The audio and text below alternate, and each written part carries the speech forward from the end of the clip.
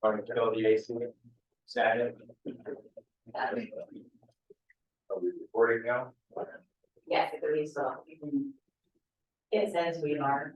Okay, it is, it's a minute after 6 o'clock, September 5th, 2023. Welcome to our meeting. Let's start with the pledge of allegiance. I pledge allegiance to the flag of the United States of America and to the republic for which it stands, one nation, under God, indivisible, with liberty and justice for all. Roll call, please. Here. Here. Commissioner Nance. Here. Commissioner Peterson. Here. Commissioner Sweet. Here.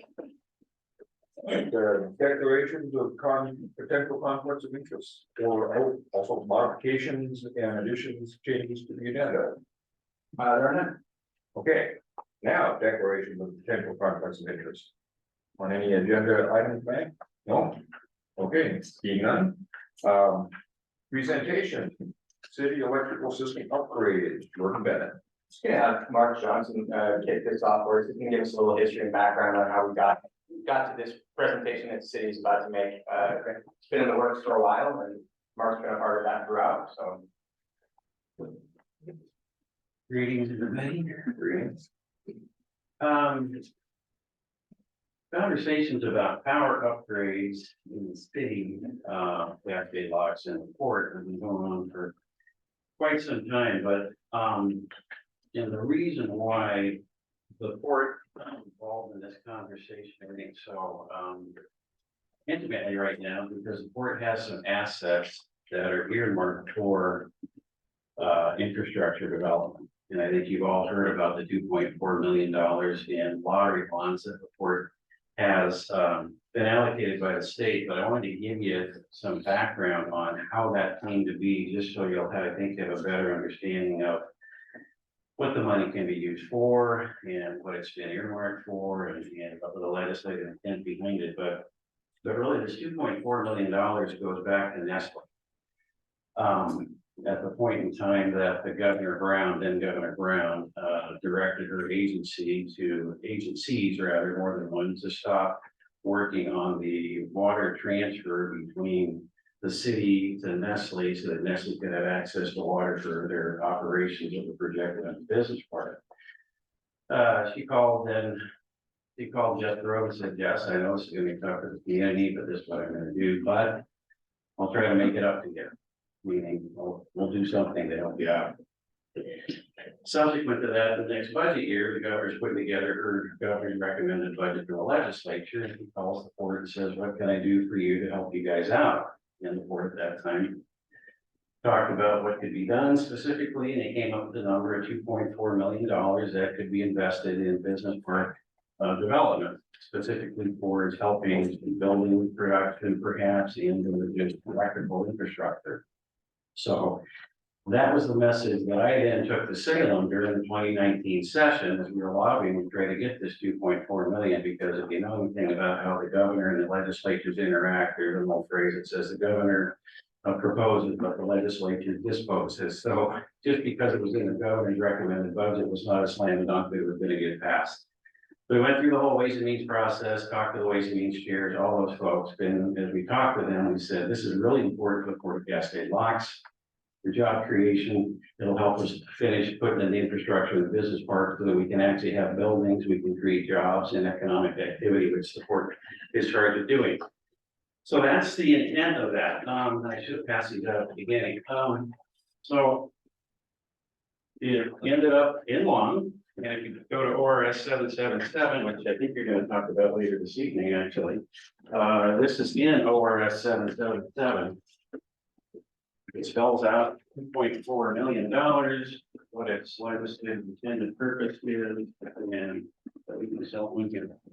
I don't think you've seen that, but I'll go. So as you can see, it's pretty clearly earmarked in there, and you bold the print for Port Caste Locks to construct buildings and upgrade, expand infrastructure in the Port Caste Locks Business Park. So it could not be used outside of the business park. And it could not be used for other purposes other than infrastructure. Go ahead. Which one? Well, you're talking about Herman Creek and/or, yeah, that's the one we always call. I mean, I think that's specific. Herman Creek has a specific name to it. I think the other undeveloped property out there where Green and Renewal are would be the business park. Sorry. Yeah. Good question. So that's the intent, and that's where it came from. The port then, about that same time, was very supportive of the, actually prior to that, supportive of the city's EDA grant application under then city manager Gordon. And the port pledged, in fact, was asked to come up with $110,000 to help provide the local match required for the grant. Then there's been some discrepancy about whether that would be an outright gift or whether that was a loan, but that's still TBD, I think. And the scope of work in the grant, I think it's really important to point this out. This is the actual grant document. It calls for up to 2,300 feet of new underground power lines in the business park. So that is the scope of work in the grant that the city received from the EDA administration. Obviously, what's happened in the intervening time is cost inflation. The scope of work in here, which of course calls for hardening, you're going to talk about this, hardening transmission lines across 84, retiring the old substation, bringing in a new substation, so forth and so on. And the business park work just can't be accomplished for the terms of what the grant was for. So when it became clear that the amount that money wasn't going to be enough to do the job, the port and the city then over the last few years have started having conversations about how the port could help bring this project to fruition. Again, the objective being the city gets an upgraded electrical system for all of the city cascade locks, increased transmission capability, and the port gets what it needs to supply undeveloped property out there in the business park, which right now doesn't exist. So we've had some very specific conversations about how the project can be designed with the project engineers, provide that transmission capability to meet any future development need that may arise out there in the business park. This would involve installing new transmission lines with the capacity to carry the load to any new industrial customers, as well as metering capabilities. So the port could in effect supply its own customers in the business park. So the power would come from the city to the port then would be in charge of distributing that power to its customers within the business park, as a utility would. But as can also happen, and frequently happens, the port then can also generate a return on that investment. You know, as you know, any line going down the road out here, there's a transmission cost there. Any gas pipeline going through a community, there's somebody charging for that surcharge and so forth. So the port then would have that ability to do that, to generate revenue. So the port also needs to be in charge of this 2.4 million. It could not be loaned to the city, couldn't be bequeathed to the city, I don't believe. It needs to be, in terms of this legislation, the port needs to be in position A on how those funds are expended and in charge of the project. So that's in a nutshell how we got here, I think, and Jordan and I will have some ideas, and the city has some ideas on how we can help make that happen. I guess the other thing I would just throw out in the back of your mind, it's in my mind because I've been on the phone all day talking about the bridge and stuff and getting ready for a big meeting at the end of the month with the Washington legislators, but the 2030 plan, you know, for the port to be free of the encumbrance of toll revenues does call for the development of new sustainable revenue streams. This could play a part in this conversation. So with that, I have a couple follow-up. You bet. Yeah. Just to make sure I fully understand. So with this 2.4 that was given to us by the state, It sounds like you're saying in the grant itself that legislation actually wrote, though, we have to use it for that 2,300 feet of electronic, or, No, I'm saying that the grant, this two things, we have, these are 2.4 over here, let's say, this is the grant that the city had, which is about 2. Well, Yeah, 2.4. it's coincidentally the same amount. This is from federal Okay. money from the Economic Development Administration, but in it, the fine print here, I can let you read it, it's right there. so the 2.4 that we have and the 2.4 the city. Theirs is federal, ours is state. Okay. That's the difference. Okay. But it spells out in there. What we're trying to accomplish and what I think George is gonna be asking support for this evening is accomplishing this scope of work that right now the city just does not have assets to make that happen, so. Did you have one other question, Albert? or- I just wanted to make sure I was understanding, Yeah, what we actually have. it's confusing talking, but especially the numbers are almost similar. Yeah, that's been quite a bit of inflation. And basically, prices have doubled since the grant application was made, because the city gets 2.4 and then the port. Part of it is 2.4, then that's, you would say it's 100% markup from what the original bid was, so. Is the city actually paying 2.4? I thought they were only going in for 500,000. So the original grant application was submitted in 2019. So, whatever. Yeah. Oh, yeah. So, a little bit of background. So yeah, it was submitted in 2019, wasn't actually awarded until 2020. It will be a grant. The city has also gotten a special public works loan from the state of just under 500,000, like 457,000.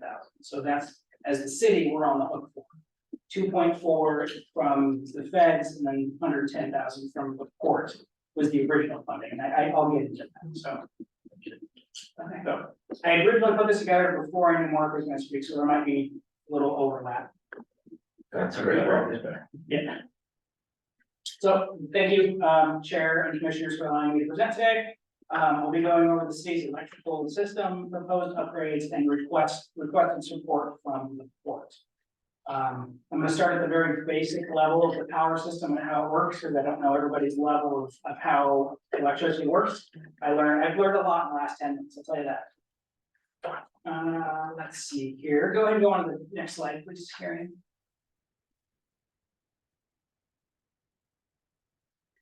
So Cascade Locks does not generate its own power. It buys the power from Bonneville Power Administration, the BPA. The BPA generates the power from 31 hydroelectric dams and one nuclear reactor in Washington. The power travels from Bonneville Dam through the large transmission lines that are cut on the side of the mountain down to our substation here in town. Once it reaches our substation, it becomes our property and our responsibility, as well as all the infrastructure after that substation. So although my very basic diagram there makes sense, it goes from Bonneville Dam, those really big transmission lines down to our substation. So, for future reference, doesn't really matter much in this conversation, but the big lines are transmission lines. Any of the smaller stuff in town are distribution lines, just for reference. So, next slide, please. The city owns 72 miles of overhead underground power lines, all the way from Wyatt at mile marker 51 on I-84, all the way to mile marker 27 at Bridal Veil. That also includes power to Multnomah Falls. The majority of those 72 miles are within the city limits of Cascade Locks. Our current substation has a capacity of 14 megawatts. The city currently only demands about 4 megawatts on average throughout the year. It peaks at 7 during the winter when everybody has their heaters on. The city only has one substation and limited redundancy or backup. It's essentially one big string of power lines with a battery at the end of it. So if something happens, we're screwed, pretty much, to put it bluntly. It also limits our growth. Okay. So we supply power to Multnomah Falls? We do, the lodge, yep, all the way down to Bridal Veil, marker 27. So yeah, there's 14 megawatts really in the grand scheme of things is nothing. I'm sure you've all, discussing with Roundhouse, they were talking 10, 20 megawatts. So 14 can very easily be eaten. Right. Okay, next slide, please. Let's see here. This is kind of a basic science lesson, this slide. Again, I don't know who all knows the levels of electricity. Energy creates heat. The more energy, the greater the heat. Insufficient or too small wire will melt and cause fire. This is why there's such a large update. Everything from the substation out the port needs updated. The wires are too small. The lines currently at the industrial park can carry about 13 megawatts, which right now is plenty. At the time this was put together, the main discussion was data centers, which we're talking dozens of megawatts, so 13 could not handle. So again, that limited the potential growth. Okay, go ahead.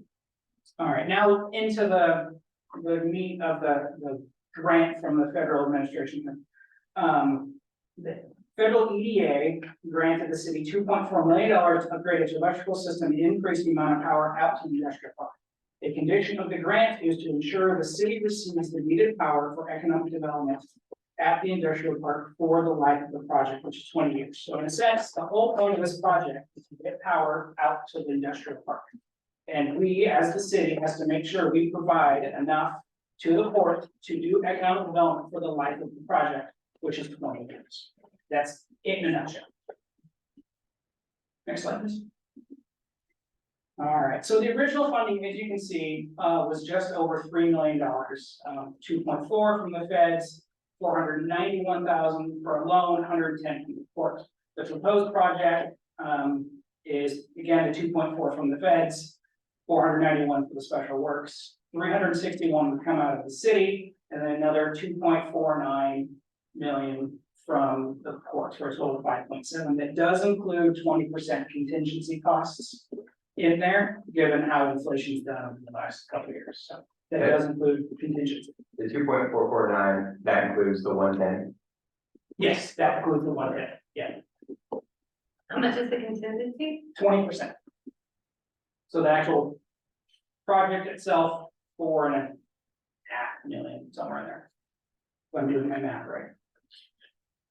Which is on the next slide, and you should have an additional handout with you that shows this a lot better. Page 3 of your packet. Yeah.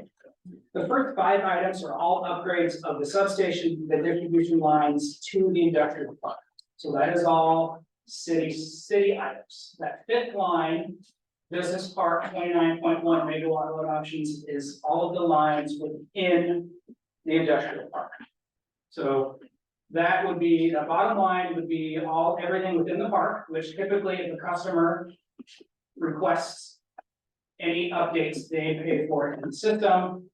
The rest of it is the actual ask the city is making to help get this project moving forward. Any questions on that? The original quote was 2019, and then the proposed is updated for current prices. It was May of this year, yes. Okay. Was when I was given these numbers. And given the turmoil within the port, kind of conversation stopped at that point until things settled down. So now we're presenting it. Also, I had a question about, I believe a couple months ago in a city council meeting, you brought out an electrical engineer talking about a substation at Dennis Snyder property and adding fans. Have you explored that? We have not, no. Okay. No, I mean, it is an option, but we haven't. That probably be an option if you guys don't think so. So. I'm kind of going back to what Mark said, that there's some kind of feedback or some kind of buyback with the transmission, you know, if we do this. Do we have a number for that? No, then that's at the end of my presentation here is really, you know, it really depends on what you guys are expecting. And So this includes, the new substation that you purchased a substation from the. correct, yeah, that's on the next couple slides, yeah. Okay. So that price, we can go ahead to the next one. So the pyramid substation is on the south side of Dennis Snyder's property, at the, hopefully everyone knows the aerial map by now. I wish I had a laser pointer. The top of that green line. Pyramids on the other side. Yeah. Yeah, so that's pyramid substation. This plan would pick up that pyramid substation, move it across the highway south to this new land that we are purchasing from the BPA. The BPA has a 6 megawatt substation from 1947 or 52 or somewhere in there. That's useless. It's a giant paperweight. We're paying $250,000 for a giant paperweight. I hate it, but that's what it is. That would go away. We would put in a new to us substation that's about 35 megawatts. So we have the new to us 35 megawatt plus the 14. So we go from 14 megawatts to 49 megawatts, if I'm doing the math right. So however, that new substation would essentially be committed to the port. The way it'd be designed is a dual system. The new substation would run across Dennis Snyder's property and create that loop around Bear Mountain and between Flex 6 and Frame. And it would create a loop, so if something happens, we could switch it around and the port would always get power. They would also back each other up. So the pyramid substation would still turn west towards the city, but if something happened to the new substation, it would flip over and cover what it can cover in the port and then vice versa. If something happened to the pyramid substation. That makes sense? So they back each other up. Okay.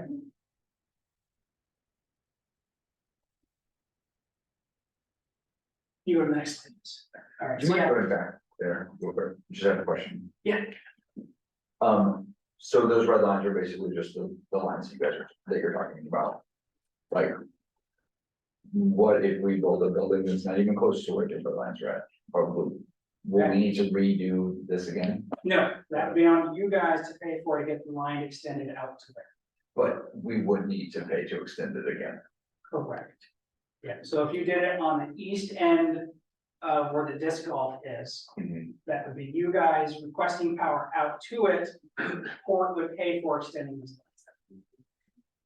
So we're paying a substation to give more energy to the places that already have energy. Correct, yeah, yeah, and create redundancy. Right now, it's that single line system.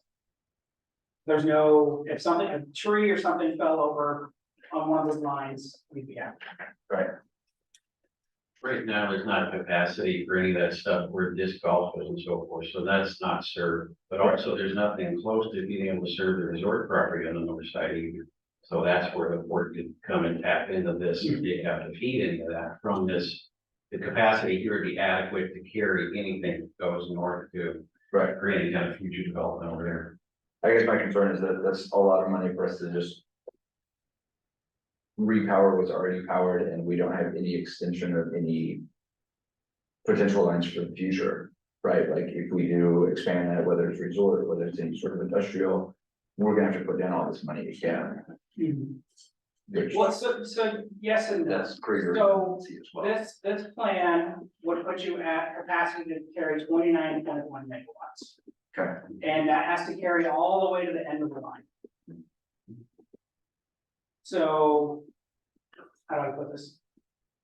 Let's say you do get something in Flex 6 and it takes 20 megawatts. right, And then you also have something that goes out towards Easy Climb, and that's another 10 megawatts. right, So that first portion of the line has to hold those 30 megawatts before the power drops on. right. So I mean, it may seem like it's a fruitless expense, but I mean, it'll pay off. Hopefully it answers your question. Yeah, I just wanted to double check. Designed what was happening. with the data center in mind. Yes, yeah, these were designed with high power clients when negotiations were done. So is it able to be like redistributed and redesigned to better suit our future visions and needs rather than settling with this blueprint layout? Oh, definitely, yeah. I would just need an answer sooner than later. Regarding the crossover to Dennis Snyder's property, is there an easement that the city pays Dennis? Yes, And do you know how much? sure. I don't like we pay, yeah, right. There will be some sort of payment to the property their owner, right? Yeah, we get it. And then as far as this expansion, what do you guys net as a city utility and revenue after all operation costs are settled currently right now? And what is your proposed with this expansion for the city? So the net revenue, Yeah, from the electrical and utility. well, so it all depends on just what we sell. I mean, so the project itself will just allow us to sell more. So any revenue just depends on whatever clients you guys bring in. Yeah, if you could get some numbers, something that's underneath the peak a little bit and see like, what is the potential the city can make from Oh, I see. expansion? Yeah. Yeah, that'd be great. Thank you.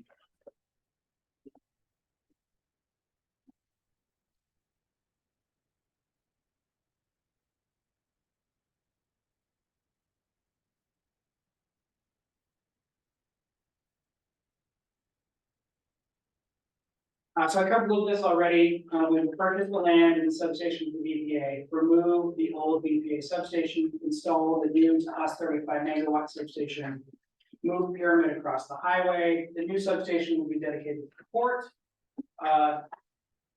Pyramid will still be dedicated to the city, the design will allow each one to back each other up. Underground loop design for the port, and allow for maximum distribution to the industrial park at 29 megawatts, so.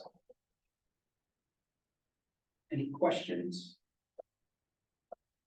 I guess I do, if we have our own substation. And it's specific, or if it's dedicated to the industrial park, which is ours, and we're the one that's paying for it. Or would we still be needing to pay the city for use of electricity, or could we sell our electricity back to the city? What do you mean sell back? If you guys need more electricity and we have it, You guys would be generating. So the substation can handle that much power. okay, So all it does is pass it through. It condenses it down from the 115 kVA. Those transmission lines down to what can actually be handled by the houses and the businesses. For example, is there capability with this design to reverse allocation of the power to somewhere outside of the business park? Outside the business park? Yeah, for example, Herman Creek Lane, the private property with industrial buildings over there, is it possible to reroute power over to there for other customers in the city? From that substation? Yeah. Oh, yeah, we just have to run lines to it, yeah. And then as far as maintenance of this new substation, who would take the cost for that? The city, I mean, it's still be owned and operated by the city. So we would not, charge us for me. I know, we've had internal conversations that if the port does want some kind of compensation over transmission feedback, that might be a bigger discussion. Which to me just creates a whole lot more gray area than I want to deal with. Just throwing it out there. Yeah, well, if we're gonna spend 2.4 and the city's only spending 300,000 or 500,000, I think. You know, and they're gonna be making all the money off of it, and we're the ones bringing in the business for you guys to make the money off of us. Plus, we're spending for the entire substation, it hardly seems like a very fair deal. agreed. Also, the potential of new electrical rates coming out soon for industrial rate. Those are increasing fairly soon, right? October 1, yes, Okay. but all industrial large users will have a separate contract. Okay. Is there something where the port can negotiate a rate for this new substation? As in what the port would pay for their power? Or- Subsidized, since we're taking on if we do take on this loan to the city, can we negotiate special industrial park rate for customers? With the city? That's a good question, I don't see why not. Yeah.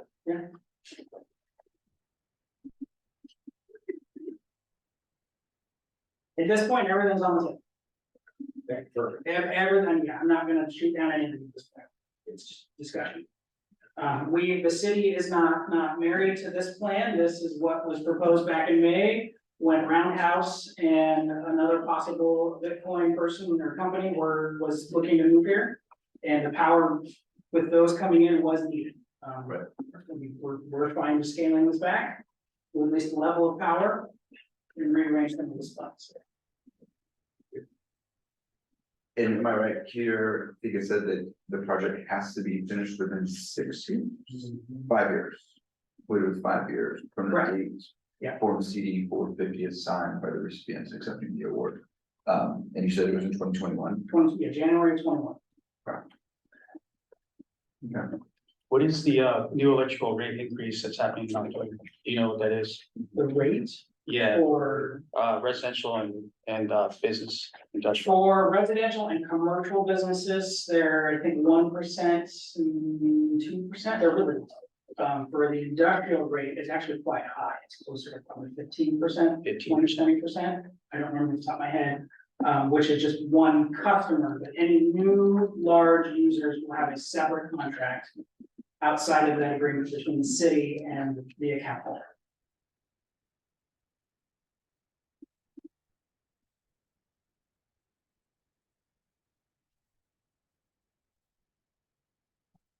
As far as the 15% increase, BPA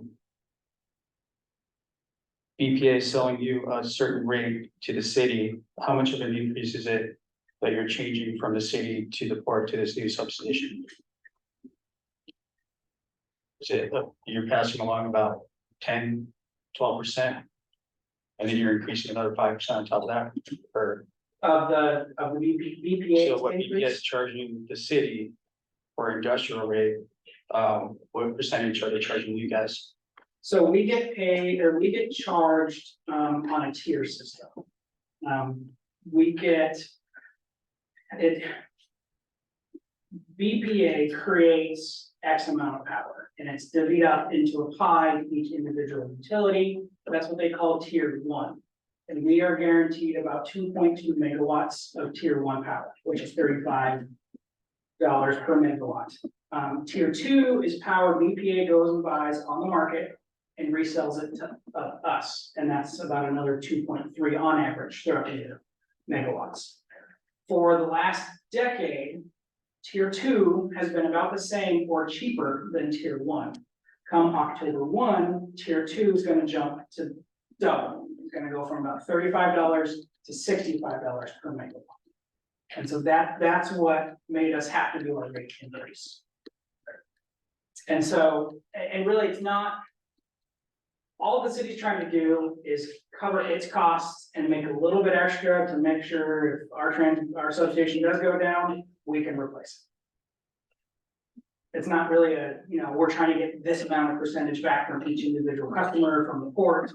It's an overall bucket of how can we make sure the electrical utility can stay operational. But as far as your proposal today, you're asking for $2.2 million with no interest at all. Well, so really it's 1.4. 1.4. 1.4. Is there interest for a term of 20 years or what's the? Yes, it'd be for the life of the project, 20 years. At a 0% interest rate? I'd love 0%, but I know that's not gonna happen. Yeah, I am open to anything.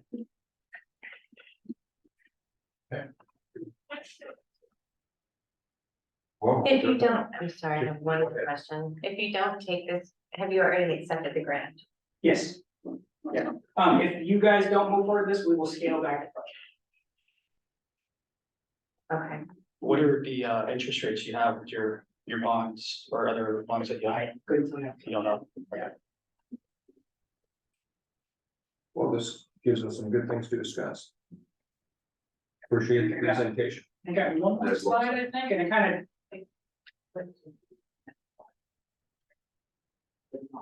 And it should be one more. There we go. Yeah, so kind of this is touching on what we already talked about. Part of this grant also requires some kind of actual legally binding agreement between the city and the port that guarantees this will happen. That would be an intergovernmental agreement. We already have one in place from 2013. It's got some specifics about the well and getting water out to it. I want to update it. So it does mention this project specifically and how much power and whether that is a hard number of megawatts committed to the port. At a staff level, we talked about 26 megawatts. Again, I'm open for anything. For this project, like I said, the port would commit $2.4 million, 1.35 would go to the city. Could be a donation, could be a loan, could be a transmission fee. If it is some kind of transmission fee or loan, it would only last for 20 years. So the 1.35 million is to the city, and then the other half is for our own transmission lines, et cetera? Yeah, your own distribution lines with import product. Okay. Yeah. Okay, good. Good to know. Appreciate Hopefully it. that's, hopefully it clears mud. I'm sure we have, good things to discuss. Can you share that presentation with me? Yeah, yeah. Can you get over one? All right, thank you. Yeah, thank you. Thanks, Jordan. Yeah. Jordan. All right, moving right along. Commission policy procedures. Yeah. Well, things, Good afternoon. Things have certainly changed a little bit since the last time I was here in, I guess, February. So faces. well, yeah, welcome everyone. And so, what I had talked with Jeremiah about, and then also had a quick check-in with Brad as well as Tommy. It made sense, particularly given the new faces in the room, that the Special District Association come up and provide what we call board training. I realize you're a commission, but again, the concept is the same, and we deal with all kinds of boards and commissions throughout the state, and so we're gonna call it board training rather than commission training, and I may refer you as board members rather than commissioners, but it is with the utmost respect. So, next slide. And you're gonna hear that a lot tonight. Cause I have a bunch of material, I'm gonna just kind of hit the high points, hit the crest of the waves and move fairly quickly. Hi, Mark. You, Hi, excellent, good. So what we're going to cover today, is basically a little bit of background in terms of what is a special district and why are we interested in helping, working with the court. We're mostly going to talk about district and board authority again, and I will refer to the board as a district, but we realize there's just a difference there. Spend a fair amount of time talking about board and staff expectations. That's really often a controversial and challenging area to deal with, and so I want to dive into that a little bit. Hit the high points in terms of public meeting issues and ethics. Both those topics I'm just going to really skim across because Tommy could spend hours talking about it and it would be much more entertaining than anything I would cover. So we'll just provide the general orientation. And then I want to spend some time talking about some work that I was involved in early this year, talking about court commission policies, and you've probably already gotten some background on that. So we'll dive into that. So with that, we can go forward a couple of slides here. Sorry, I'm gonna be getting it for the.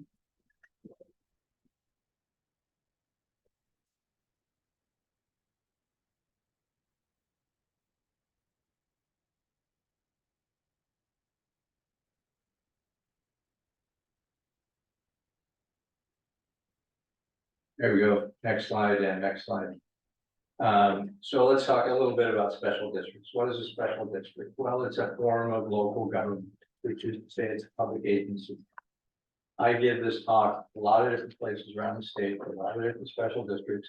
You would be surprised the number of people that don't understand that they are a public agency. And so let's just be really clear, you are a public agency. There are currently about 1,000 special districts in Oregon. Who knew, right? That's our job. We keep track of that. And there are 34 different types of districts around the state.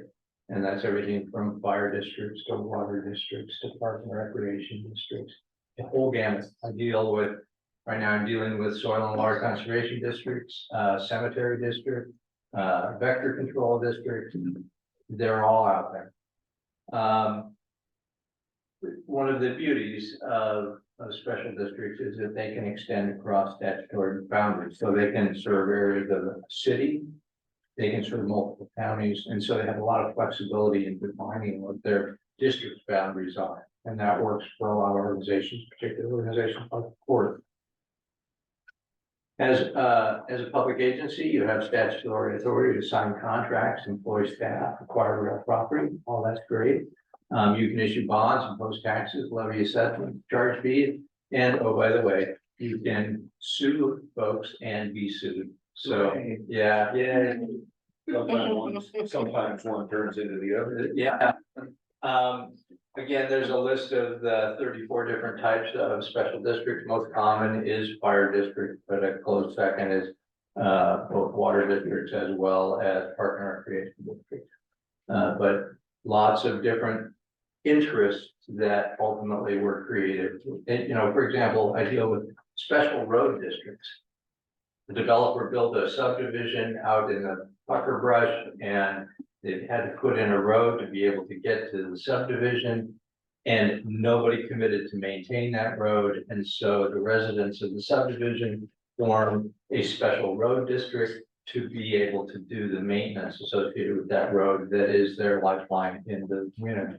So it just lots of different needs scattered all around the state. Next slide. Talk a little bit about the program that I'm associated with, consulting services program. We're basically a group of experienced industry professionals. We're all called senior consultants, which means we're old. We have a range of expertise, and my background is mostly in water. We have other folks that have specialties in terms of fire, as well as park and rec, and a little bit of everything. Our role is really to provide management advice, guidance, and support, basically doing what we're doing tonight. And why do we do that? Well, we do it to reduce risk, because, oh, by the way, we're also your insurance company through the Special Districts Insurance Trust. And so it's in our best interest to help you manage your risks, and we do that through training as well as support. You know, we can do special projects and so on. Just a little bit about myself. I am one of our senior consultants. I've been with the SDAO consulting program for 4 years now. Before that, I had over 35 years, close to 40 years of large utility management experience. I am the retired CEO of Tualatin Valley Water District, which is the second largest water provider in the state. Before that, I was the director of operations and maintenance for the Portland Water Bureau, basically all aspects of operation and maintenance of the Portland water system. I'm a professional engineer. I like to say I'm a recovering engineer, but my wife would tell you I have a long ways to go. I'm also a water system operator, and just to prove I really don't have a life, in my spare time for a few years, I was a board member with Oak Lodge Water District and Oak Lodge Water Services. And it was you know, my water provider for my community. And so I got elected to the board. I was appointed and then elected to the board. And it gave me sort of a different perspective, because most of my work has always been as a general manager facing the board, and it seemed to me that I could also add value as a board member, which really added value in terms of my background and understanding and appreciation for what it's like from that side of the table. Do you drink directly from the tap or filtered? Almost always, out of convenience, out of the refrigerator To filtered, okay. so it's filtered, Yeah. but I have no qualms with tap water at all. What was the main usage of water in Tualatin to make it the second largest water district?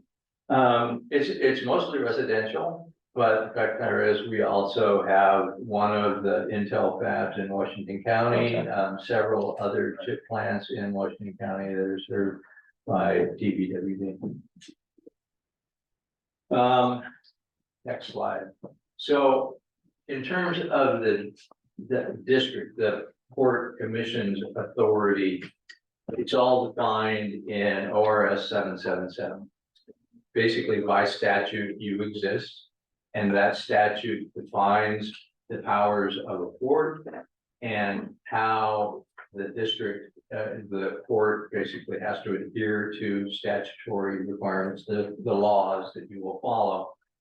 In ORS 777, it defines the duties, powers, means.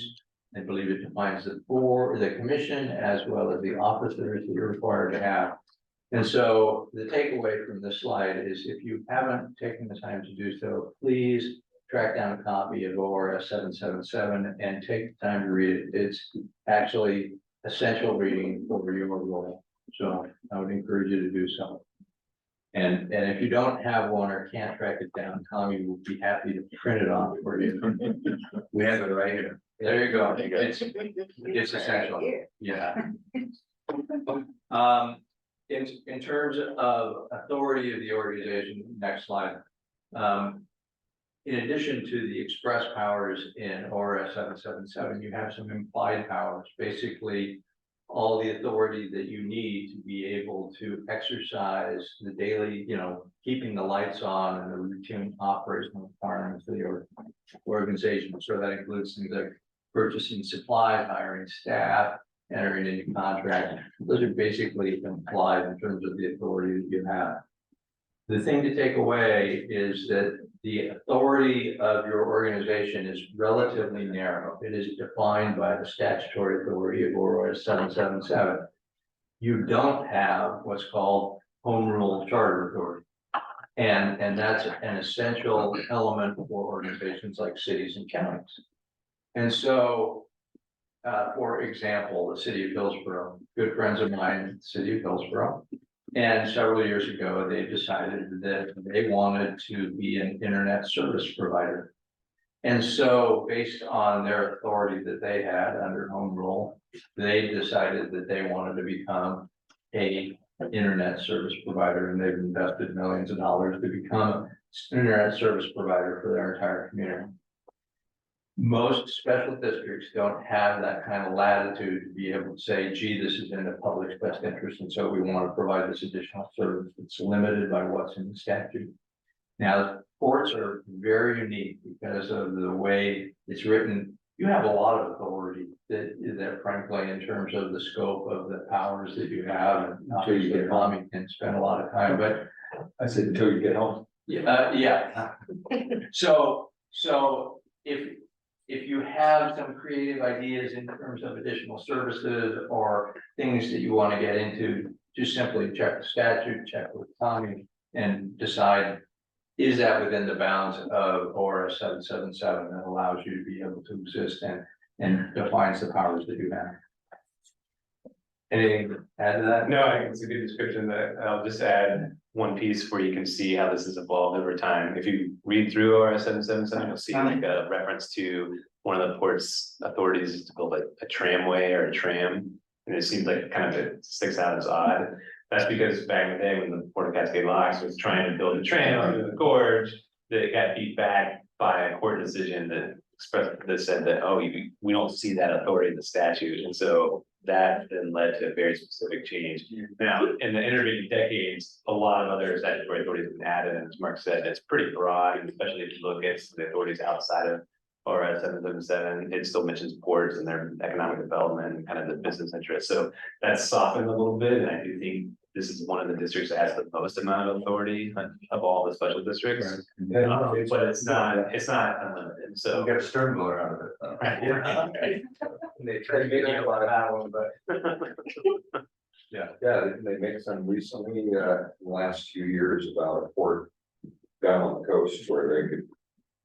RV parks or own businesses, they owned a shipyard essentially. Yeah. And they actually made that specific modification and made the good argument that would should be duties that they should be able to have. And again, there's I think it is probably the most flexible statute in terms of the authorities of a special district.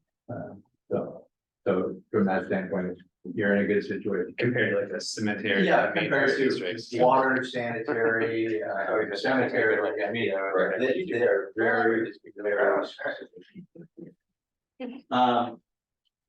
In addition to 777, of course, there are a host of other statutes that you get to follow.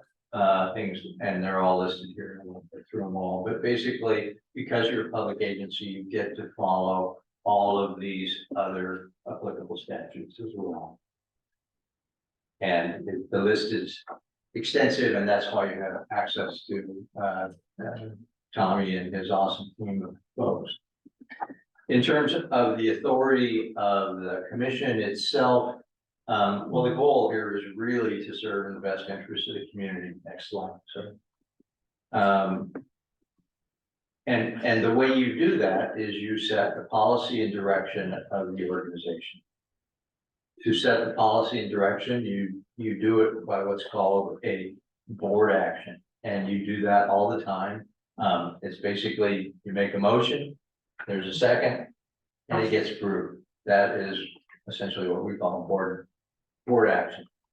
Has to be at a public meeting, has to include a quorum of the members to be present, requires approval by a majority of the board. And And the that's votes. not, majority of the members present, it's a majority of the entire board. Correct. You can have a vote with members absent, but you would still have to have approval by a majority of the members of the board. Even if they're not there. Even if some are there. And the votes have to be taken publicly. One of the areas that gets confusing is some board members in certain organizations kind of sit on their hands and don't vote, or they just kind of smile and nod. And ultimately, the minutes need to show how each board member that's present voted.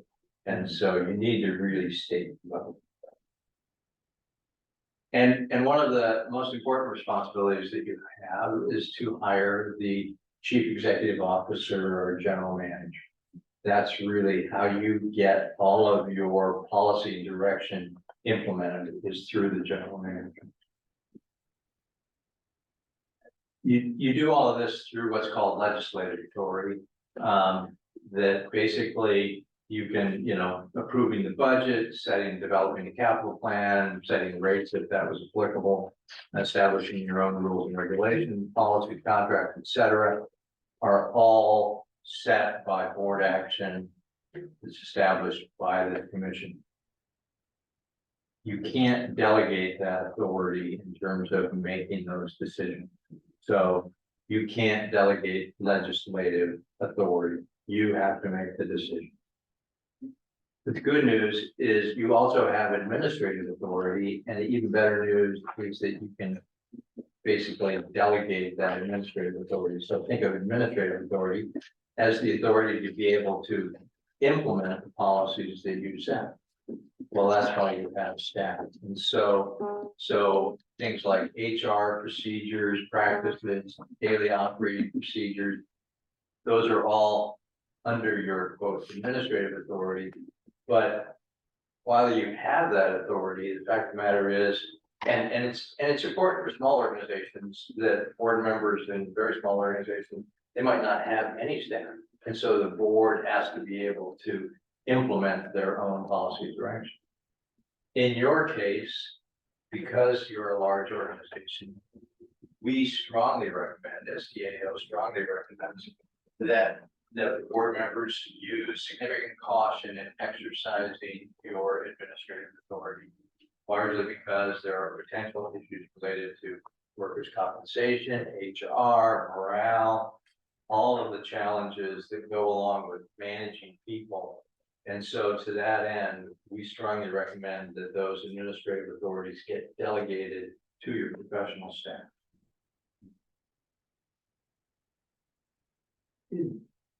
Yeah, there we go. Certainly part of the responsibility that you have is to understand the policies that have been established before you got here and that you will establish over time while you're on the commission. So early this year, I had the opportunity to work with the commission. We established this commission duties and responsibilities policy manual, and I believe that that's been shared with everybody. And so that was developed at the time. It was a fairly formidable piece of work because it really established the foundation of how the commission would commit to working as a commission going forward. And so that was set. We'll spend some time talking about exactly what all that entails. And I want to tee up an opportunity for you to consider what, if any, changes you might want to make to that, because again, that was really put in place by the the previous commission, and now you may want to think about refinements you want to make to those policies. I have a question for you. So does 777 trump any policy manual details that we have in place? Yep. Okay. So if there's a conflict between the two, we refer to 777. Statute for the, yeah. But again, I mean, when we developed this policy manual, you know, it had Tommy on speed dial. I mean, we were truly, you know, he was reviewing all the drafts to verify that they were in compliance. It also started with SDAO standard template in terms of how we develop policies, and that's been developed by another group of attorneys in Salem who basically do this for districts all around the state. So we're very sensitive to the fact to make sure that it's compliant with the statute.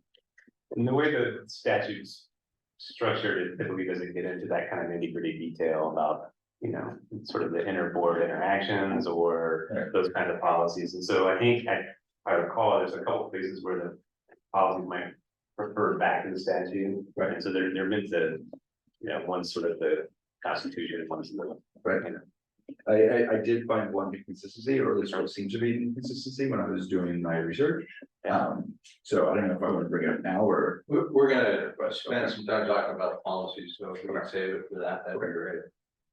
So in addition to all of the policies that you established, SDAO has a really wonderful handbook that basically is called the Administrative Handbook that outlines a bunch of other policies that are more administrative in nature that we encourage organizations to have. So next slide. A bunch of them are listed here, and when I share this list with other organizations, there inevitably is somebody that says, really, we need all of these policies. And the fact of the matter is, the answer is yes. Whether you take the time to write them all up, you really need to make conscious decisions in terms of how you're going to handle all of these issues and put in place at least some basic principles in terms of how you want to operate and manage the organization. Next slide. Because the policies in terms of administrative policies provide the structure and processes that are needed to allow you to do your job, frankly, to give you the information that you need to be able to make informed decisions, and to also then provide accountability both in terms of your role, but also staff's role, so that there's a clear set of expectations about who's going to do what and how the work gets done. And that is, I will tell you, very important to you, because ultimately the financial responsibility for the organization falls to you, the commission, the board. And so you really need to think in terms of making sure that the policies are in place to make sure that everybody's doing their job appropriately. And again, board members can be found personally liable for repayment of unlawful expenditures of public funds. Law, yeah, it ultimately is, you are personally responsible. Now, I don't know if you've ever seen it. I've never seen this actually exercised, but it's a great reminder that financial responsibility does lie with board members. Did it ever happen? I believe it has. Yeah. The example is, well, if you didn't approve the budget and the organization continued to, after the first of the fiscal year, continue to spend money, those aren't authorized expenditures. And theoretically, those expenditures could come back to you as board members, since the expenditures weren't based on an approved budget. The budget thing's pretty important. In that scenario where you have a budget and management is spending outside the budget realm, most of that responsibility falls back on the board role of the treasurer to bring in and highlight that up, or there's a lot of dimensions to that question. Because within a budget, it depends on how it's approved. Often it's approved at the, like the fund level. And so it's not line items, but the overall sort of maybe bottom line that is what's ultimately approved, despite of the fact that you saw the list of how the bottom line was generated, it may be approved by just the bottom line. And so moving money back and forth between line items typically is, you want that kind of flexibility. So even though it's quote outside the budget, it didn't exceed the bottom line. But then what's the treasurer's role? And part of that is, well, we're going to talk about policies that define what the treasurer's role is. I would generally make sure that the treasurer has close coordination with staff, because the staff is really the ones that are on top of the day-to-day financial transactions, and that's really where the information needs to come from staff to flag where there may be questionable expenditures or issues outside the budget. But it's a partnership between the board members and the staff. So if you have a big wallet, Mr. Treasurer. Yeah. No blank checks. Yeah. No blank check. We always talk about, well, how could you lose your position? Well, if you die, or resign, if you no longer meet the criteria for being on the commission or the board, like you move out of the area. I moved out of the area for Oak Lodge, and so I had to resign my position from Oak Lodge. But we chose to move for family reasons.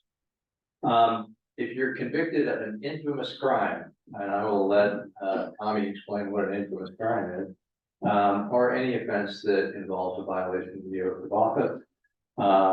If your election or appointment has been declared void by a competent tribunal, which I believe would be a judge in this case, or if you're found to be mentally diseased. Oh, darn. Yeah. And actually that's come up a couple of times in other organizations now. And so it's a very challenging area. Or if you're a member of or affiliated with any organization which teaches the doctrine of or advocates the overthrow of the government of the United States by force or violence. Now, we used to just kind of include that for a few grins. And now it seems to be maybe a little more relevant than it has been in the past, right? Yeah, I don't think any of us were here on January 6th, there on January 6th anyways. But it's something to be aware of. Right. Yeah. Or if you agree to engage in or do agree to engage in a duel or curry a challenge to a duel, then you're off the board. So as commissioners, please no dueling. Nerf guns are legal. I'm sorry. Nerf guns are legal. Nerf guns, I mean, I would not. Tommy, Nerf guns? I don't know. It's Yeah, dueling. if you called it a duel, it might be kind of borderline. Banjo stuff. Video games are fine. Video games are fine. I will duel you in Mario Kart. Yeah. Board and staff expectations. So, I always, I got a kind of simple mind, and so I go with a simple sort of framework that defines how it all works. And you'd be surprised that people often sort of, confuse this, but it gets down to this fundamental hierarchy, the org chart. There's the public, the community members, right? And you basically report to them in terms of what you're doing, and they have the opportunity to provide input and suggestions and feedback to you. And that feedback takes the form in terms of a vote every 4 years, right? Under you is the CEO or general manager for the organization, and that is one individual. And under the CEO is the rest of the team. The rest of the staff reports to the CEO reports to you, and you report to the government. It is that simple. Within that framework, next slide. Everybody has a role, right? The public gets to elect or appoint board members, and they hold the board, the commission accountable for the performance of the organization. They also can provide input. The commission gets to establish policies and direction. We get to hire the CEO and hold the CEO accountable for the performance of his team. The CEO or general manager implements the board policy and collaborates with the board as a partner to the board. I often found myself as a general manager or CEO functioning as a kind of ex officio member of the board, that I'm there, I'm providing input, advice, but I didn't get to vote, of course. So it's a partnership that exists. And the general manager, of course, hires staff, oversees the staff performance, and then the staff gets to do all the work. Pretty straightforward. So why do people get confused? Next slide. I have heard them all, I'm pretty sure. And so let's just see if some of these resonate with you. Why people get confused in terms of the role of board members? Well, there are different organization frameworks, right? There are cities that define certain charter authority for the mayor or the commissioners or the boards or the councils. They're different organizations. They aren't for cascade locks. And to that end, they have different statutory authorities. They might have different policies. And so you need to follow your statutory authority and the policies that have been established for this organization. A lot of organizations that I deal with don't have staff or don't have staff capacity. And so a board member will say, well, we don't have a fill in the blank. And so somebody needed to do it, so I just took it on.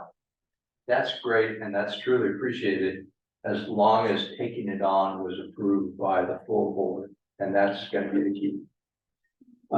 Or individual motivation. I was just trying to help, or I was trying to save us some money. I have some expertise in this area, and I wanted to be able to share that with the team. Or one that I've heard the last couple of years, I was elected to make change. I'm coming in as a change agent, I'm gonna make things happen. All of those things can happen, and that's great, and it's appreciated as long as the board approves it. So the trick is you have to be able to count to 3. You can be a change agent all you want, as long as you count to 3. That's the goal. I was encouraged by staff. You or maybe somebody in the public, you were in line at the grocery store and you got some feedback from your neighbor that said, hey, you should look into this because it just doesn't sound right. Really, is that what's going on? As a board member, I heard it all the time. I dreaded going to Fred Meyer's because I would hear about something inevitably. Because you begin to get recognized as a leader in the community, and that's great. When you hear about it, our suggested answer is, gee, I'll have somebody look into it. I'll have the manager or I'll have the staff look into it, because you as an individual commissioner or an individual board member don't have the authority to basically take that on. You have the opportunity to be able to bring it back to the organization and get that passed on so that somebody can look into it. And last but not least, we've always done at this point. I've been on the board for fill in the blank X years. I know this organization better than anybody. And so that's great, but what that means is then you're continuing to do things the way they've always been done, and that may or may not be in the district's, with the organization's best interest or the community's needs. The point is, board members' authority comes through the board, not through you as an individual. So, guiding framework, guiding principles, the authority comes from the public, and the board is accountable to the public. Board members' authority comes through the board. Board members don't have the authority to act alone unless approved by the board. That the board has one employee, the CEO. It's pretty straightforward. And the staff works for the CEO. So what that means is no reaching into the organization to tell staff how to do their job. Okay.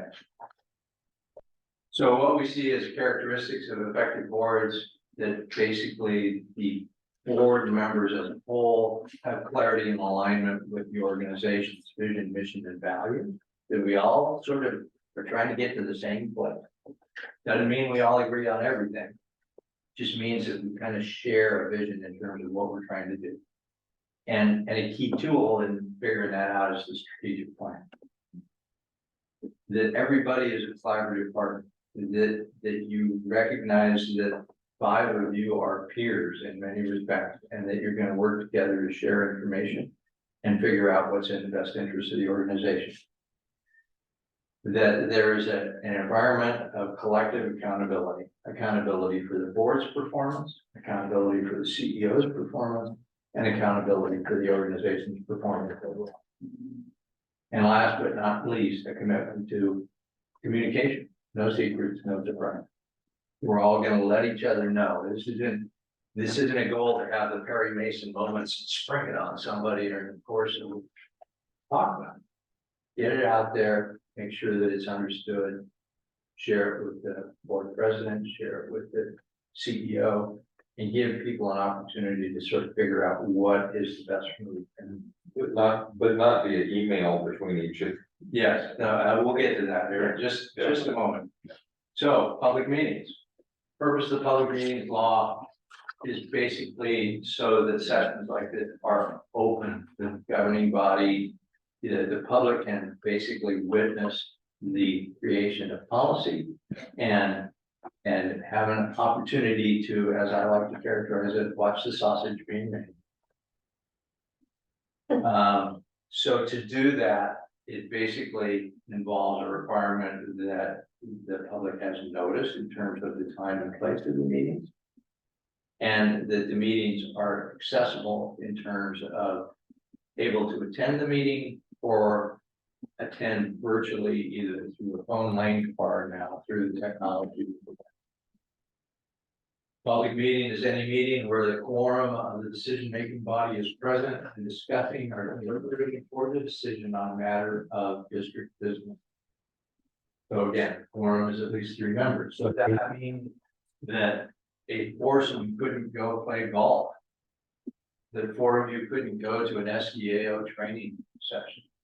Well, our perspective is you just can't discuss district business.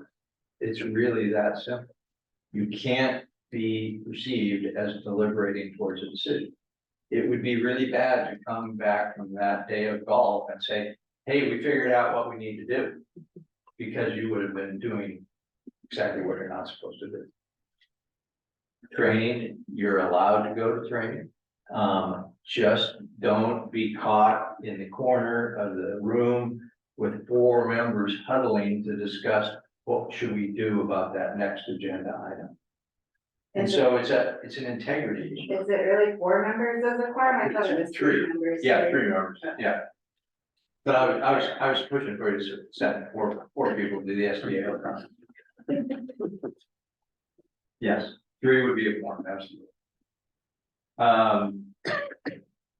And again, this always gets confusing, but basically any body that's formed an advisory committee that's to advise the commission, those meetings will typically wind up being public meetings as well. Public meeting has to be appropriately noticed at least 24 hours before the meeting. Has to be posted, lots of different ways that can be done, but the website is a really wonderful tool, very effective in terms of letting interested parties know that you're meeting. Some folks use mailing lists. The key point is you don't need to do paid advertising. Small organizations have been confused about this for a long time. No need to place an ad in the back of the newspaper. There are significant limitations because of the public meeting requirements in terms of communication between board members. Again, no decision or deliberation leading to a decision can occur outside of the public forum. So when you have a situation where we call it a serial meeting, where somebody has a good idea and they want to share that with the next person, and then they share it with the next person, and then share it with the next person. And I'm not suggesting you have to do this. That becomes a serial meeting, or talks to. And particularly when it's done in email, you've basically created a documentation that you've had this serial communication, all leading to either deliberation or a decision on behalf of the organization. So my personal bias is whenever you receive an email, whatever you do, don't press the reply all button. I mean, that should be, I mean, I wish Microsoft would remove it for elected officials, because the fact of the matter is, it's just disastrous. And I've seen it happen, where, you know, as a board member, I received, information that a pump station had overflowed.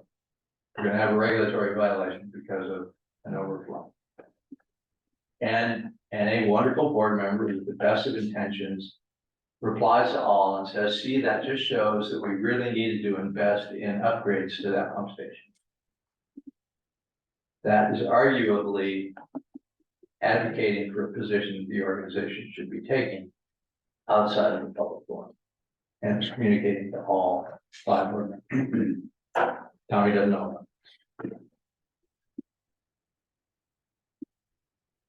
Yes, About the quorum size, in our case, it's 3.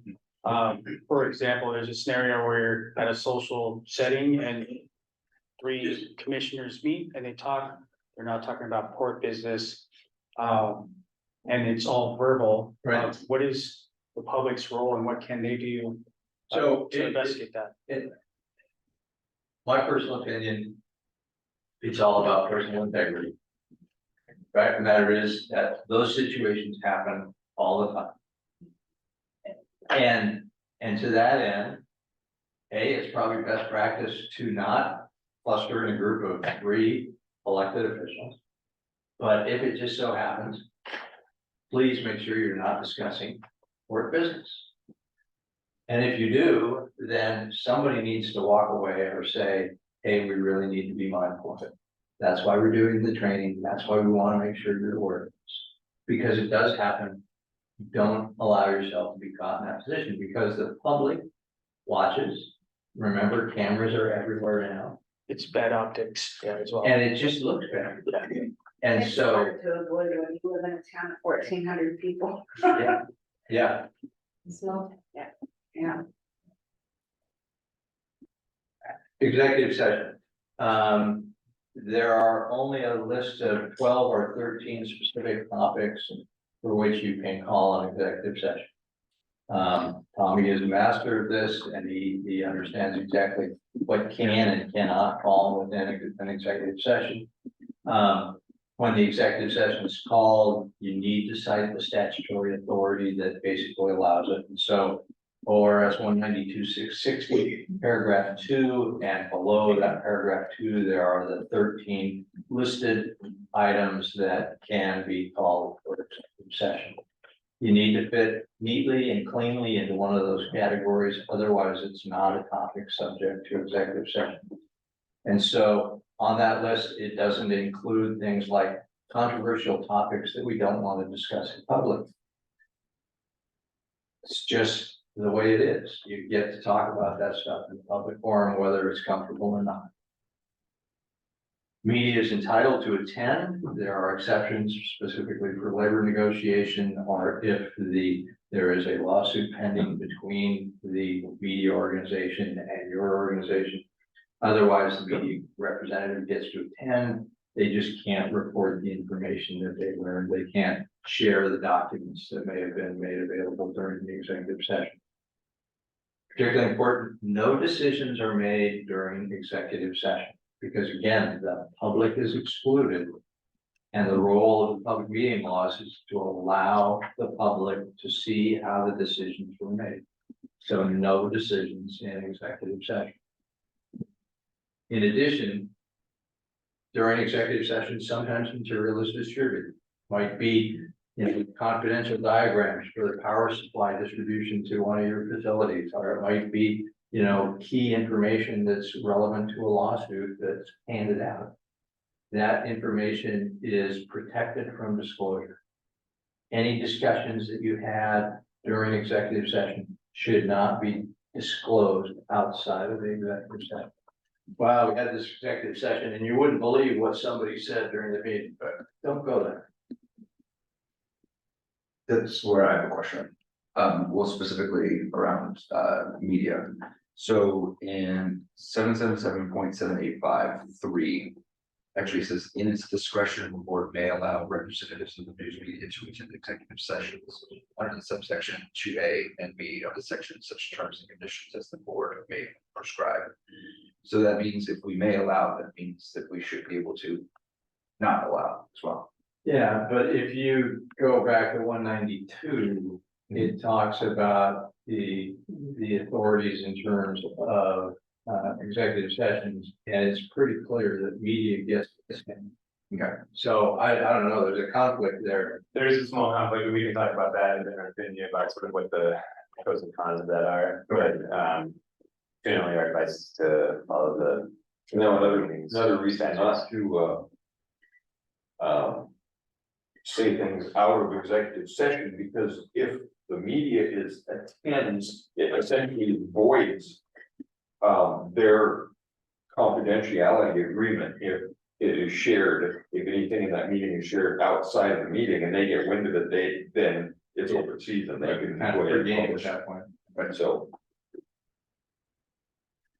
So next slide, in terms of success plan, well, it starts by planning the meeting, making sure the meeting is well thought out. You guys have great staff, the board president is working with the staff to put together the agendas, that's working well.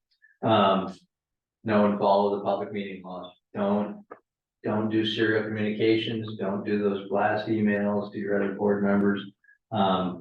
And make remote access available, and again, you've nailed all that stuff, so you're in good shape that way. And then, as an individual, be prepared. And so, review the material in advance. If you take away one thing from the slide, it would be that. It used to really pain me at TVWD. We were developing a $1.6 billion infrastructure program. And I had a member of my board who would show up, and the first time he looked at the material was in the board meeting. And wonderful person, but he wanted to get a sense of what we were talking about from the meeting. Take the time to look at it and ask. The other end of the spectrum, I had a wonderful board member who studied every word of the meeting packet and would call with questions and point out all the typos that were in the document. It turns out she was a school teacher, but very thorough. But I would much rather get that information in advance, and if we need to issue an addendum or be able to provide a clarification starting the meeting, just share that information, call with questions, concerns in advance. I'm sure Jeremiah would love to hear from you to be able to know that there's a concern out there before it gets to the board meeting. Again, no Perry Mason moments for you. Ethics. So again, I'm just gonna really hit the high points here. The point is that ethics laws apply to all public officials. Public official isn't just an elected official. It also includes all of the staff and all of the relatives of the staff and all of your relatives. And that definition of relatives is amazingly broad. Basically, it's not just blood relatives, it's anybody that you might have some sort of support relationship associated with. So this could be like a former spouse. It's a very broad in scope. And so to that end, it's always best to be pretty conservative in terms of how you think about this potential. Who does this apply to? It is all basically administered and implemented by the Government Ethics Commission, State Ethics Commission. We've heard of them. And the commission is appointed by people just like yourselves. They're governor appointed. They're not, in many cases, not super political. They're just happen to be at the right place, the right, and the wrong place. But their role is to provide oversight, enforcement of the ethics rules. That you can think of them as both judge and jury in terms of implementation of the rules. The key takeaway in terms of ethics issues is that public officials cannot use or attempt to use your position or office for personal, financial, pleasure. Sorry. Oh, can't use your position or office to obtain personal gain or avoid financial detriment, but for your official position. So let's unpack that just a little bit. Use or attempt to use. So even asking the question becomes an ethics violation potentially. You don't have to pocket the money. You can just ask and it may be a violation. Personal financial gain, that's pretty straightforward. That's basically, yeah, I got some money as a result of this. Or avoid personal financial detriment. That is avoided a cost. And the best way to think of that is like the government discount. So you want to have gravel installed in your driveway at home. And you call up the rock place and say, yeah, give me a load of rock and you know, I'm on the port commission, and so give me to me at the port's price. No, you can't do that. That doesn't work. That is basically avoiding a financial detriment. You're paying the discount, you're getting the discount that wouldn't be available to someone but for your position. And that's the trick, is but for your official position. In addition, you can't accept gifts of greater than $50 from a source that has a legislative or administrative interest in the organization. So what is an administrative interest? Basically, it's somebody that you're going to have a contract with. Right? So I have a question. Going back to personal gain. I work for a consulting firm and they are amazing and they do a lot of good stuff for cities and ports. I wouldn't get personal gain, but it would be unethical for me to suggest if we had a project that I know my company could do. yeah, Would that be unethical to say, you know, look at this, not just my company, but you know, others too? right. You understand where The short answer is maybe. Maybe. And so it really depends on the specifics of the situation. But there is a possibility that even though you're not working on the project, that the company benefits in a way that allows you to get a bonus at the end of the year, and the bonus is spread all around the employees, and so it's not like a direct path. Worse yet, that your firm doesn't get the project, but because of some influence that you made, somebody else is going to benefit, and so you wind up sort of directing a decision that doesn't benefit your organization, but benefits somebody else.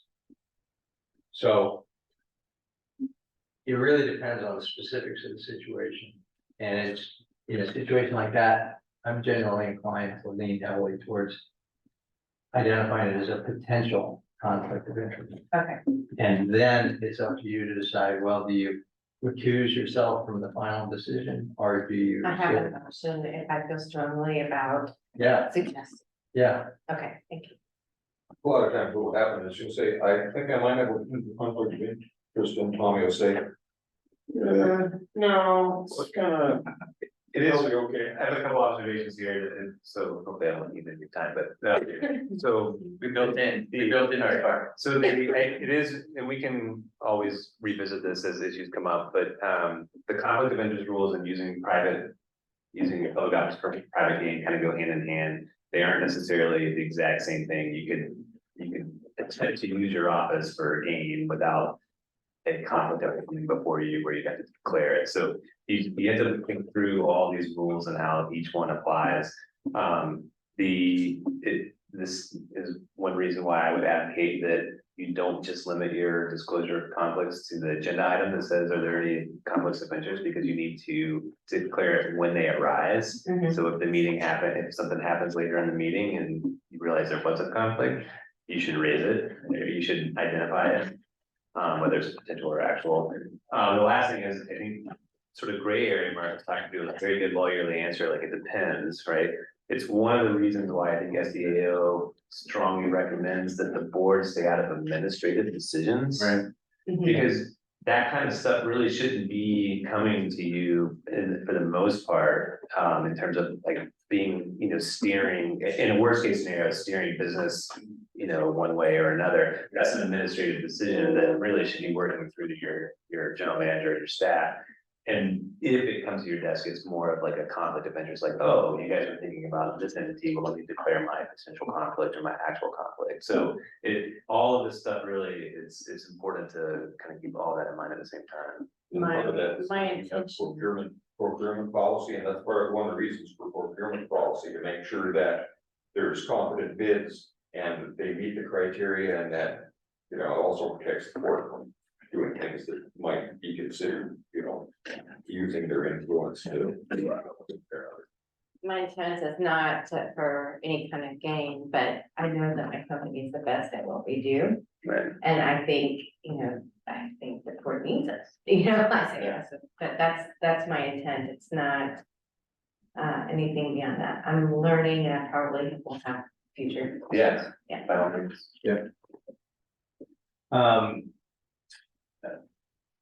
Public officials cannot, next slide. Accept the payment of expenses for entertainment, so, they can't take you to, a Broadway show, or basically anything like that, particularly if it's over $50. Can't solicit or accept honoraria, there are exceptions, but basically, if you're speaking to a group and they want to pay you because of your role with the commission, you can't accept that payment. Can't accept those honoraria. Can't solicit or accept, offer, pledge, or promise of future employment. And you can't attempt to use confidential information gained through your position. So you can't sort of go to work in a related position where you are using access to the information that you've had as a result of your role on the commission. I have a clarification on it. So in these particular instances, it is if it's tied to some sort of or this. Exactly. Okay. Yeah, you're allowed to have a day job. You're allowed to, if you're solicited to speak as a result of your day job, and you're not being invited because you're a court commissioner, Right. You're allowed to accept honorarium. I was actually thinking more, so I own a business in town, and if I wanted to give them a birthday beer, I could do that. But it's not for Less than $50. less than $50. Yeah. Just don't buy us $50 plus worth of beer. That'd be a very bad next. I'm working on that. Okay, so, okay. I assume next slide, you're all aware of the difference between an actual conflict and potential conflict. It's important to get it right because penalties can be up to $5,000 per violation. In situations where there might be sort of multiple events or multiple meetings where it's like per meeting, it's per violation. And so you want to be very mindful. And oh, by the way, that is a personal fine. That is not a fine that can be paid by the court. And so it's out of your bank account, not the court's. Violations for executive session law are $1,000, but can be excused if you relied on counsel. And so you want to make sure that any reason for going into executive session is basically been classified.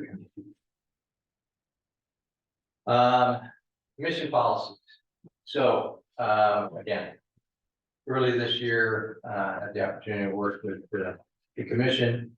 Basically, what we were trying to do is very clearly identify commissioner duties and responsibilities.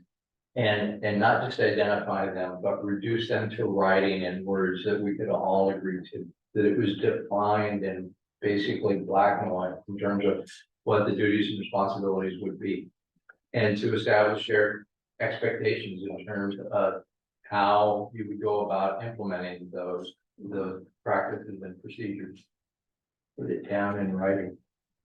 To improve alignment with best practices. And so with that previous incarnation of the commission, I spent a fair amount of time going through a lot of the same information so that everybody was grounded in terms of best practices.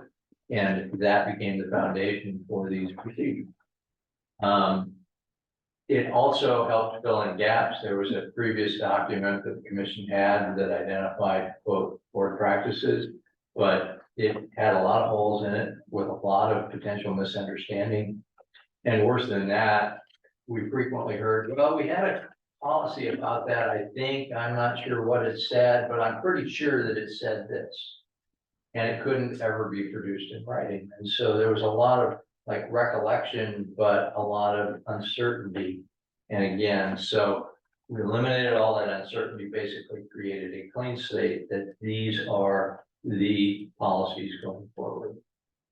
And in doing so, of course, the real goal was to enhance the effectiveness of the organization, right? That's really what we're trying to do. I've never heard that down. So just an overview, 9 sections, basically everything from just commission and commission meetings, committees, administration, ethics, communication, budget, and commissioner development training.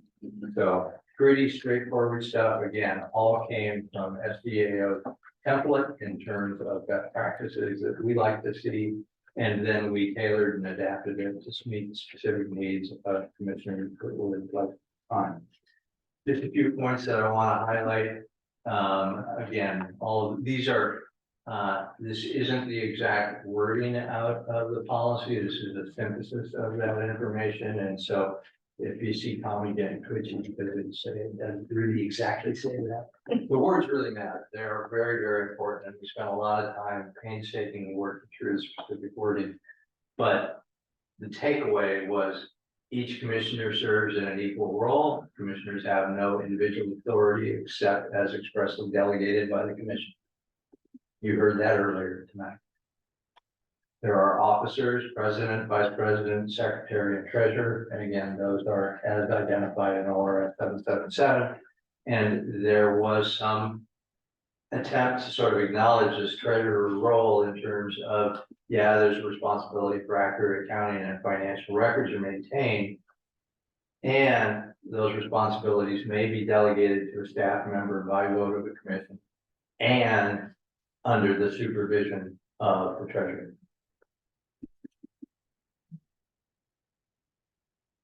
In terms of the commission, the commissioner representatives shall be approved by the commission. So if you're assigned a responsibility to represent the port with an outside group, that representation role needs to be approved by the commission. You don't get to go freelance it and basically speak on behalf of the commission without having been authorized by the commission to do so. I didn't realize we could do that. At your energy council position Okay. And like museum board. and your museum board. Yeah. So all those appointments need to be approved. Commission shall not, to the extent possible, involve itself in the day-to-day operations of the port, period. Pretty straightforward, but it was a challenge getting there in some cases. Without approval of the commission, no commissioner may interfere or engage in port operations. So again, for the most part, it's hands off. But there may be situations where it makes sense, but that appointment to get involved in operational issues needs to be approved by the full commission. I don't want to be involved with any. That's all right, I mean.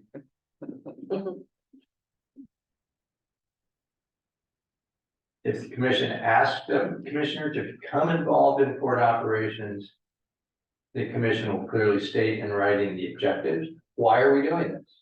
Going to put it in writing.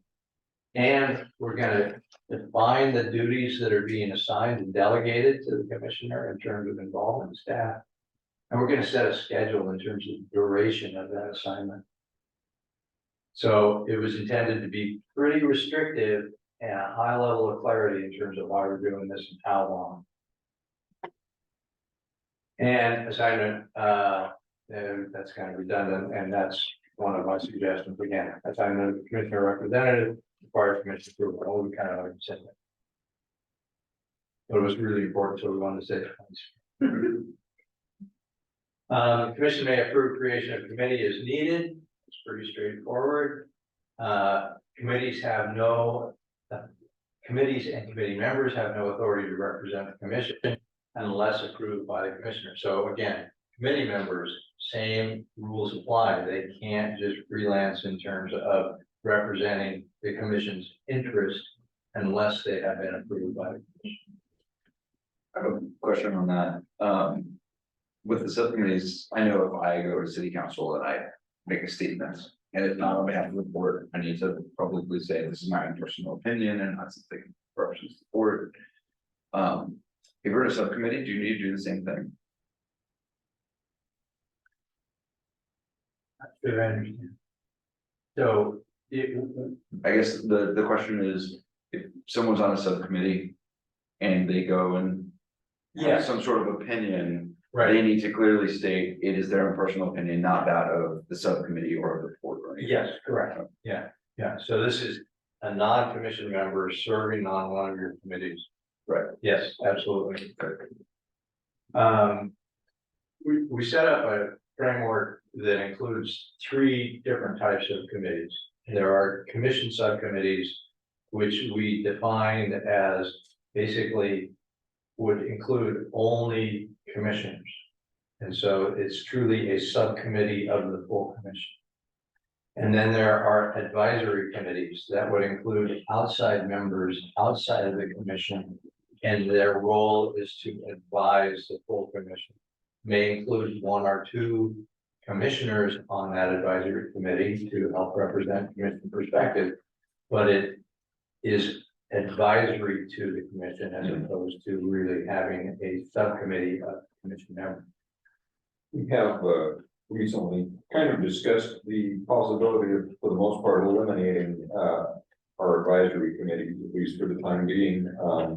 We see them as mostly inefficient and eat up a lot of staff resources, and be hoping to run the board a little more efficiently moving forward, and kind of gone to a different system for our public meetings, where we've got a kind of a meeting where we make all the decisions, and we got a meeting similar tonight where we basically gather information. So we're going to try to, because we believe that a lot of the advisory committees, sometimes things don't get conveyed well to the commission, and as I said, they sometimes don't give quite the result that you get, because I think they excludes the commission from some of the substantive information that went into the opinion that comes from the advisory committee. So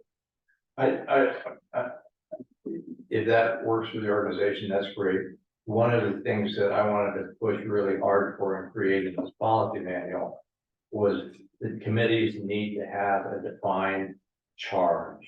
They have to have a reason to exist. And what you're describing is that some of those existing committees really may not have a reason, or they may not have fully understood what the reason was at an original creation of the committee. And so you have to be able to justify these committees in terms of why they exist and their role and how they advise that commission. And if you can't do that, then it makes sense that maybe some of those committees need to go away. yeah, we're kind of leaning more towards maybe some, I guess, maybe for lack of, probably the task force type. Yes. Where we need an ad hoc committee to tackle a specific thing for a limited amount of time, then. And they sunset and they disappear. Yeah, I think that makes a whole lot of sense. And then in terms of the administration section of the manual, again, we spent a lot of time working through section 5. The primary responsibility of the commission is to make policy level decisions for the board and to hire and evaluate and manage the general manager. The administrative authority of daily operations is delegated to the general manager. And again, we were able to reduce that in writing. because that was an area of confusion previously. No individual commissioner may direct or order staff members on matters of daily operation or order direct review of records that are exempt from public records. It is possible to delegate or assign a commissioner to exercise administrative authority, but that's done in writing by the full commission.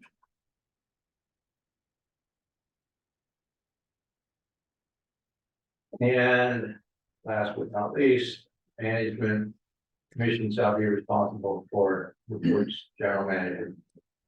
And this is an area that I found confusing, but it ultimately ended up there, that it's possible that the commission may want to provide advice and consultation to management on matters within the purview of the commission's responsibility. That was, just struck me as a little bit open-ended in terms of what that might be or include, or, you know, what's expected for you and when can you advise the general manager in terms of this job.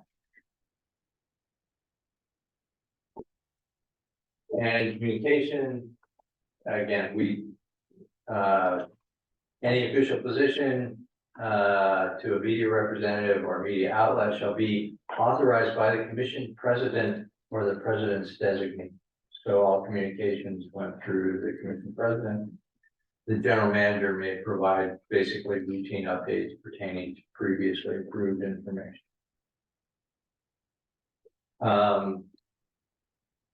Next slide. Commission will respect separation between policy administration by maintaining a spirit of mutual respect and support. Will not attempt to influence the employees or general manager. Will consult with the general manager when initiating contact with board staff.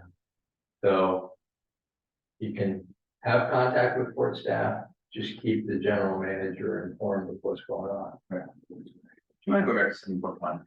I want to make sure. Oh, no. We start over. Keep going back. Sorry about that.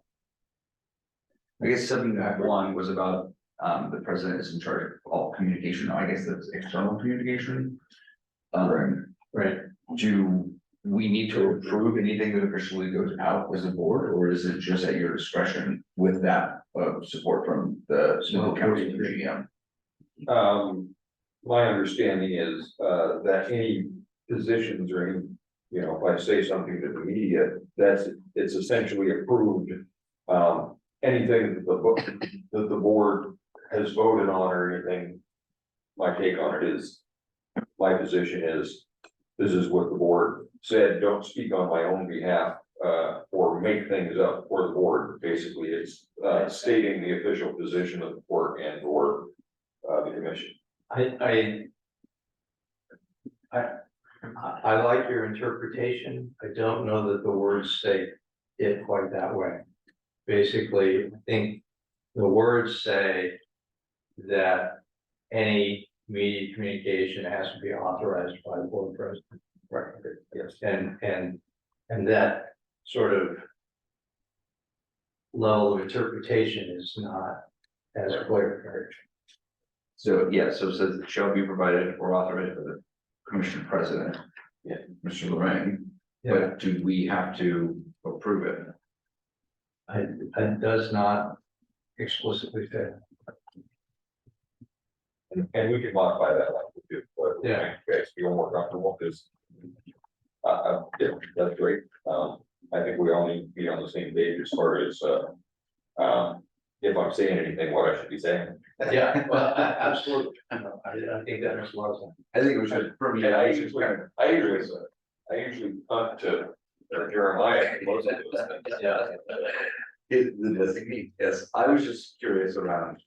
Yeah, if there is something that comes out, do we need to have a open, I have like, it seems like there's potentially like. If there was media relations that needed to come out, we would have a long period of time to discuss, but if there was an emergency. That's I think that's the discussion that the commission had about needing to authorize someone to speak on that on a quick basis. With the understanding that that person, the president, can only really say like what the decisions of the port have been, or maybe what, you know, he is doing. Yeah. But not to go beyond that. So it'd be prudent not to use that power to talk about stuff that the commission hasn't approved or taken a position on. Right, yeah, I was thinking more just, I guess the one outlier is, like I said, in like cases of emergency or something like that. Right, so ideally, the GM, it can speak to what, you know, how the port is responding from the staff level and all that stuff, but if it needs to be bumped up, then. Right. The president is authorized to speak, but can only, you know, can only speak from a couple different angles, either this is what the port has decided, or this is what I think, you know, on my own. Happy to accept group notes anytime. All right, that, Yeah, I just want to. no, it's great, it's an important point. I mean, it's an area that I would think in terms of potential refinement. Yeah, it's the way the media likes to put things. Yes, exactly. Yeah, be careful what you say. Well, and again, I mean, is that an area where you want to give the board president all that authority to be able to, you know, basically not only say what the commission has previously approved, but what he's saying. Next slide. And again, this all relates to separation between policy and administration. One of the concerns that came up was, well, it's a small town and you run into employees. And so does this mean you can't talk to employees when you're standing in the grocery store? This would say you certainly can.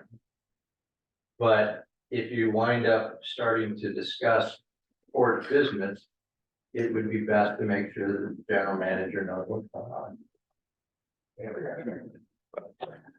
on. Commission concerns regarding staff matters is directed to the general manager, that you don't get involved in staff and personnel matters. This again, this SDA recommendation, stay away from the personnel issues because it's fraught with potential pitfalls. Written materials that are requested will be submitted to the entire commission. So again, no asking for a, you know, specific report that you're interested in.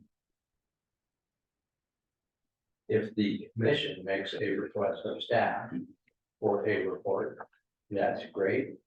And that report will then come back to the entire commission.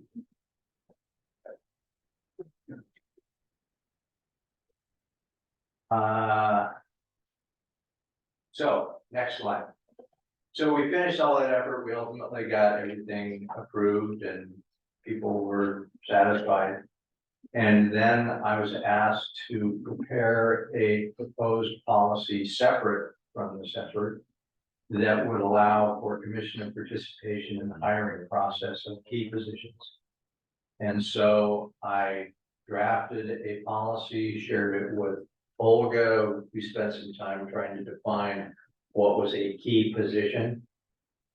This got drafted, but I believe it was never approved by the commission. So we spent time pulling it together. And I don't know if it even. Yeah, it was our belief, at least, you know, in speaking with the staff and stuff, was that, that really, was kind of fraught with some potential hazard, you know, I mean, if we involve ourselves in, hiring practices and inserting ourselves into that process, once again, we have one employee. He oversees all the hiring of all the key staff positions which are under him. If he creates a new position, then he comes to us and says, hey, I need to create this new position. Comes to us, we approve the position, but then he is in charge of all the interviews and we don't insert ourselves into interviewing process and that sort of thing. So we just decided the more that we can separate ourselves from those administrative type positions, the better. So I didn't see that having a commission participation in staff hiring was necessarily in the board's best interest and could potentially be a problem. Right. And somebody can come back and say, well, you know, this person was more qualified, but, you know, Yeah, and then we decided that somebody else should be hired instead, you know. this was driven by a couple of the predecessors on the commission that were interested in believing they needed to be involved in the hiring process. And again, I think the policy manual makes it really clear that you have one employee, exactly what Brad just said. And in the couple times that was exercised, it didn't prove to end up with better results. One of the challenges that we, Olga and the commissioners that were interested wrestled with is, well, what is the commissioner's role in that hiring process? Can they ask questions? Well, as you know, there's only certain things you can ask questions about in a hiring interview. And some individuals wanted to have broader authority to ask whatever questions they wanted to ask, potentially to the detriment of the organization. And they call them privately, not within the realm of, in a meeting or anything, just be able to call them up on the phone and have discussions with them about the position, et cetera, without oversight, so. So the good news is this, again, I can confirm that it was not approved by the commission. Correct. So I think first major action is to agree, but we're not gonna consider that any further. You don't need to. Yeah, I think Don't that's. think it's even on the table. Consensus. Yeah, it's not on the table. On that. Okay. In terms of the rest of the policy manual, next slide. So I'm on item 2, your commission policy manual. I think there's an opportunity to simplify a couple of sections. There's a fair amount of redundancy in a couple of places. It could be streamlined, but for the most part, those are refinements. I think there are a couple of places where you could confirm or refine the roles of the officers. If you wanted to take a closer look at that. You could probably simplify the delegation of authorities to make it just fewer words, frankly, because it's pretty straightforward. It's just, again, restated a couple of times in a couple of different ways, but it all says the same thing. Again, you could refine and streamline the commissioner's administrative authority or lack thereof in terms of delegation to staff. And you could refine the commissioner communication piece. And I would address this issue in terms of, do you want to give the commission president all the authority to be able to exclusively talk with the media? But those are all refinements. I mean, they aren't sort of pressing issues in terms of major problems. And so I presented a potential approach that you could use the process on the next slide. That basically everybody could complete their review, both commissioners and staff, complete a review, identify issues, concerns, questions, areas where we want to address it. We'd then have at a work session, an opportunity to discuss those things. And then draft a update to the policy manual. It would go through staff review, legal review, commission review and discussion in terms of work session. And then redraft anything that comes from that, and ultimately then that revised draft would be subject to commissioner approval. The good news is I wouldn't have to do this for you, in terms of, you have all of this material that you could use staff to lead you through that process. I mean, I would be happy to do it. We would need a small agreement to be able to cover my time if you wanted me to do it. But like I said, the good news is, from my perspective, there's nothing on fire that's immediately pressing. But if you wanted to pursue that, certainly. And I would say that our new commission here has mad skills when it comes to being able to craft and actually wordsmith. I guess, so if there were any refinements or updates or alterations to any of the process, our sandbox is 777. Right, and that tells us what we have authority to do and what we have authority not to do. Basically, So each of the special districts have their own ORS yeah. that gives them, and court authority is given by 777. And he probably knows Water districts. Most of the other districts are having, Yeah. you know, fire district might be ORS 386 or something like that, but yeah, every district has their own Right, authority. yeah, Right. but if there's like. Support and. Doesn't say we can't have a hot air balloon that does this, and this, we could. Theoretically, yeah, process there, you know, hot air balloon. Push, the 777's got enough flexibility, if you call that a transportation. You might stop. But. Yeah, your point is well taken. Okay. And again, I mean, there's a long list of other statutes that have to be considered, because. Again, public meetings, I mean, how you conduct meetings has to be structured within the framework of the public meeting statute. Right. Can't get too creative. So really, Mr. Knudsen saying, we worked on this thing back in February and we got it into a pretty darn good shape. I'm here just a few months later telling you, like, there's a few things in here that we could have done a little bit better, but it was much better than what we started out with, so we were happy with it. It sort of comes to, I guess, your guys' appetite now for, do we want to and need to tackle this? I think we do. I think down the road, we probably need to tighten this up, why wouldn't we? But it's probably something we should be revisiting every year. Every year, a good idea to take a look at our policies and revisit those. Is it something you guys want to do right now? I don't know. I think you guys all have a lot on your plate and more things that we want to get to. This is also a commission that sort of came in under this guise, and so has a pretty firm grasp of it, and also the places that maybe it could be improved.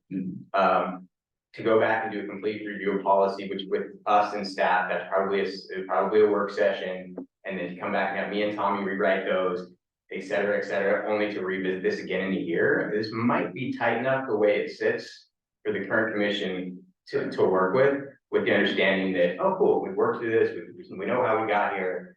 But if you're like, no, let's do it now, dot the i's, cross the t's, we want it, then we can do that as well. And that's really sort of where we're at. And specifically around policy, it's not necessarily around authority, so it's around, this is our. It's all I was gonna say, in a year, we'll find, you know, something may come up and we'll go, well, I guess we should have done that a little differently, you know, so always cool things. I would think that you need to give it some time, and that you need to kind of ease into your roles over the next several months, and if you want to revisit this in 6 months or a year. And you know, keep track of those, you know, keep your policy markup version, and, you know, circle and flag those issues that become a problem for you.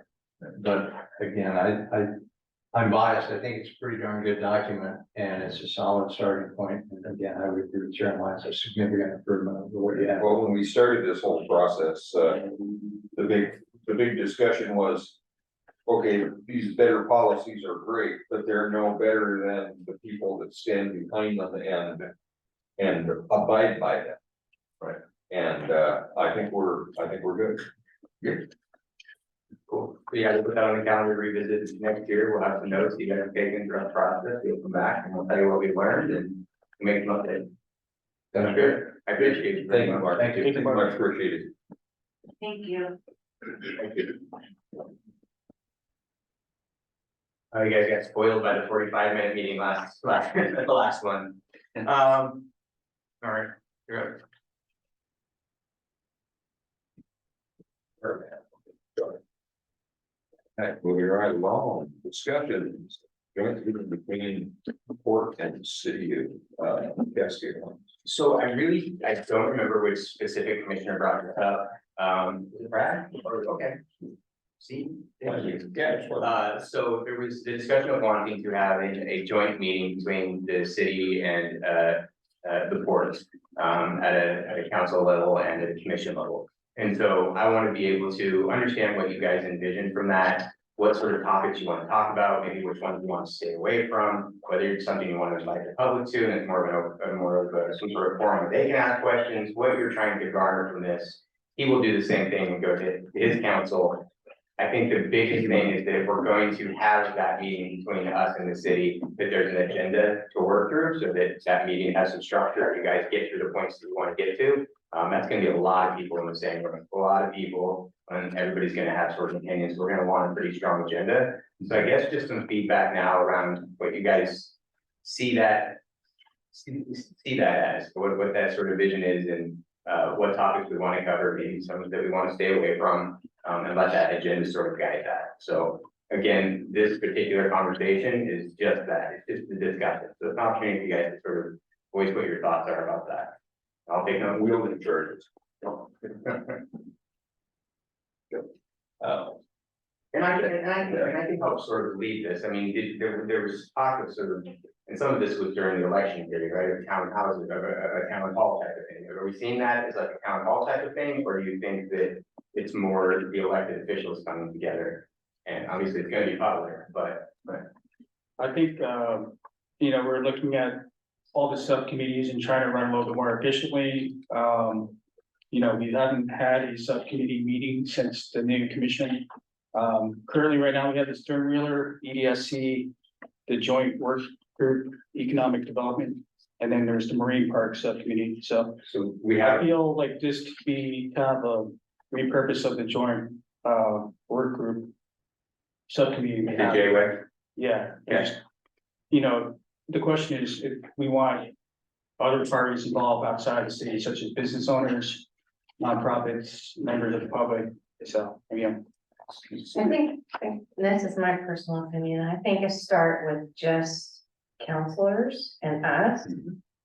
And then we can build what we want to take to the public. I mean, I think that's just gonna be a public meeting. But I mean, our discussion will be between the Right. two. Yeah, my initial thinking on this was the fact that I don't wanna have just one of those where we both get together and we shake hands and we don't have any specific agenda. Right. I think we should have specific goals and specific things that we need things that we're partnering with on them, whether it's the electrical system or but specific goals and specific decisions that we wanna make moving forward together. And what can we do that'll benefit the community? Right. Definitely don't want it just be a friendly handshake kind of a meeting with no planned outcome. I think a town hall type forum would be great too, though, to get community feedback once we have it, and then have us all in a room. Where the community can voice their questions and stuff to us, that we can try to tackle together as. Two separate entities working together for it, maybe like once or twice a year.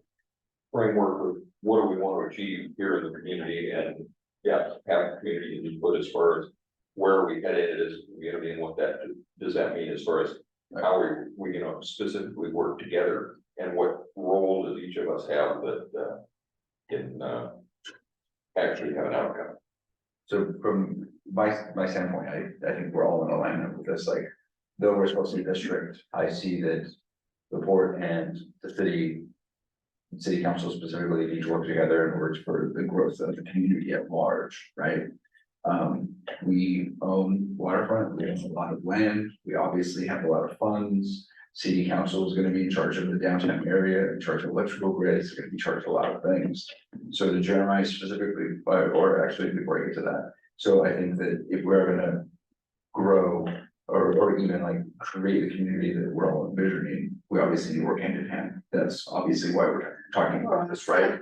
So to answer your specific question, as far as agenda items, I would love to first just understand what their strategic vision is. I would love to talk about that downtown area. If there's anything that we can potentially partner on to clean that up, and then any other areas that maybe we potentially are thinking about from how can we partner to grow the community. Obviously, we have this electrical substation that is a potential for conversation.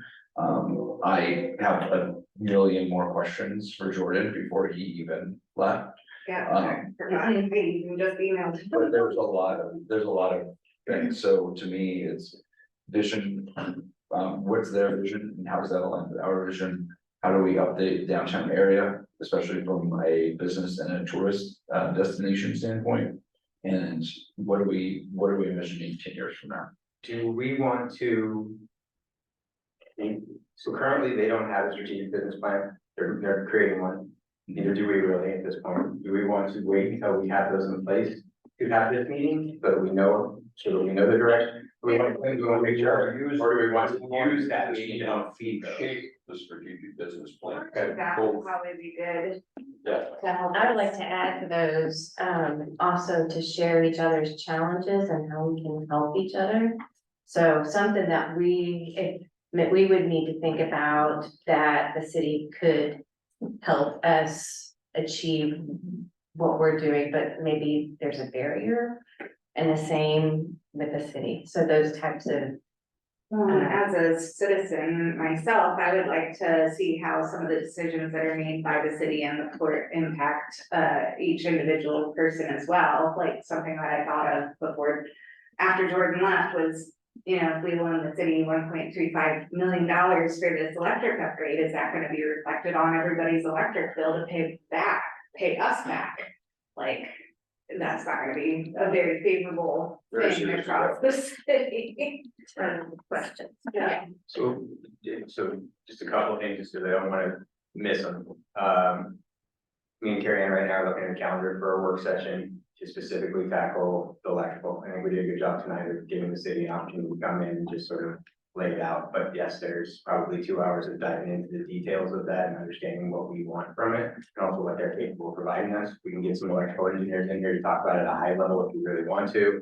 So yes, tonight was definitely just sort of welcome to it, but a work session is probably down the road for us here shortly to get a move on. You had spoke about a couple of subcommittees that are currently in place. Currently, the only one that we have that has a charge and is has enough people on it to meet is the Sternwheeler subcommittee. It hasn't met for a while. Sternwheeler's kind of gone on. It probably will come back, especially as we approach the repower. But right now, the economic development subcommittee only has Brad on it. And so it's not enough people to meet. The marine part one does not have anybody, and it also doesn't have a charge. And our bridge subcommittee doesn't have a charge, which it needs as well. So a lot of cleanup that needs to get done there, if that's something we're still going to continue to do. The JWAG meeting is a really cool idea though. That was a really productive meeting with a lot of different entities. The community colleges there, representatives from the high school were there, businesses were there. Bringing JWAG back might be Yeah, a I really think good way. that, I think that J-Like would be good on a quarterly basis. There you go. As far as agenda items for this specifically between the port and the city. I personally would like to see what the financial situation of the city is. I don't think a lot of us know what the operational costs and what they pull in from income sources are, so we can see, you know, where they're hurting the most, I guess, when they're asking for money for this substation. And also see what kind of grant programs they're going after, where we could potentially give them recommendations like, you know, why don't you explore this grant that you might be eligible for? That's just on the city financial stuff. We could also have a topic on tourism. How do we collaborate both between the city and the port, where we can meet on the same vision with that? I think And then- affordable housing maybe even could be a topic, because we both have the ability to contribute to that. Yeah, and then also public interest. I know there's been several discussions about, you know, people wanting a skate park or a community garden or, you know, use Don't we of have a state port security or something like that. I think there should be an option about public input in there, not immediately, because we need to first figure out what we can work with the city and port on first, and then I think next year we can start opening up to the public. You know, so. You mean in a town hall? Yeah, town hall, like a Gotcha. quarterly town hall type situation, so. Yeah, The town hall would be really hard to organize, that frequently, so. Yeah, maybe quarterly, like, you know, twice a year, maybe at the most. I think it's gonna to work with, so I'll share that with Jordan. Jordan will do the same. Pillsbury's work with me. We'll come back and get an agenda. We'll probably bring it to you guys to approve before we actually have the meeting. We'll probably bring the agenda to you guys to say, yeah, this looks good, or no, let's pull this one off or add something. So it may be just a little while before we get there, but remember, it's 12 people. We gotta get started all on the same page to have a productive meeting. So we can do that. Yeah, and then to Brad's point, like, there's a lot of things that we are gonna potentially talk about. And I would hate if it just turned into a lot of just talk. And especially if it's just, oh, this is what I think, this is what I think, like, it feels like even though if we come up with an agenda, it needs to be relatively tight. And it needs to be, this is what we're gonna talk about in even this amount of time, and if there's something that we need to do from the next step standpoint, or yes. Similarly, a work session, it's. We should have some kind of outcome from it, like maybe a list of priorities or something that we have like a solid, you know, not just a discussion with nothing that's Exactly. produced. Exactly. And that would be my only comment about the joint work group that I was on for a number of years. There was a lot of that feel good kind of people discussing things, but nothing that ever turned into anything. So it was, you know, kind of calling a work group was kind of a misnomer because it really never produced anything. I mean, it would really And require. then the difference that I would like to see if we're going to have a work group or a joint meeting, have specific goals, specific end product that we're going to produce out of that. I mean, it's better to, you know, discuss 2 things and achieve them than discuss 8 different things that we don't do anything about. And I Which mean, is often somebody what start happens out in town hall as well. a bunch of stuff thrown out, and we can say, you know, as this is something that only the port would have authority over, or something only the city would have authority over, so we just start crossing them off the list until we come up with a list that both of us. Exactly, and can here's the part that we participate in. each play in it to Right, get there, yeah. yeah, because at the end of the day, while we're all citizens, us as a board have wildly different authority and wildly different rules and wildly different things that we can't. different not do. goals to achieve, you So we know. have to keep that in mind, which I guess that's what I was gonna mention whenever you said, let's suggest things to them. I don't know if that's overreach, because it's something where we're telling our team, or specifically Jeremiah's telling the team, oh, go help out the city with this, and that might be unnecessary or just overreach of us and our support, or telling them what to do. So I would be cautious with that, I guess is what I'm saying. Yeah, no, I agree with that. I like Carrie's idea of coming away with something. Maybe we say like 3 directives that we're interested in partnering with. You know, and I think it would be beneficial for maybe if you haven't, to listen in to a city meeting. And maybe you could suggest that they listen to a port meeting so we can understand each other a little bit about where we are right now before meeting together. That might be a good introduction before You should listen to the last city council meeting. I listen to almost. Well, it could be even that this initial Port City joint meeting then kind of parlays into the joint work group. Where, okay, Yeah. we got our walking orders now, let's take those and run with it. Implement. And Delegate. a continued effort on the part of, you know, there's 2 members from the port, 2 members from the city. And then there's at large members, you know, just members, a couple members from the community as well. So, and I believe there was somebody from Conway Community College.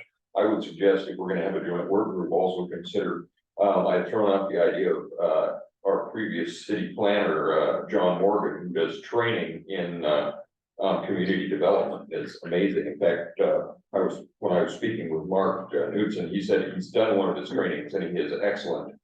In fact, I think he's got a training coming up in the next month or so.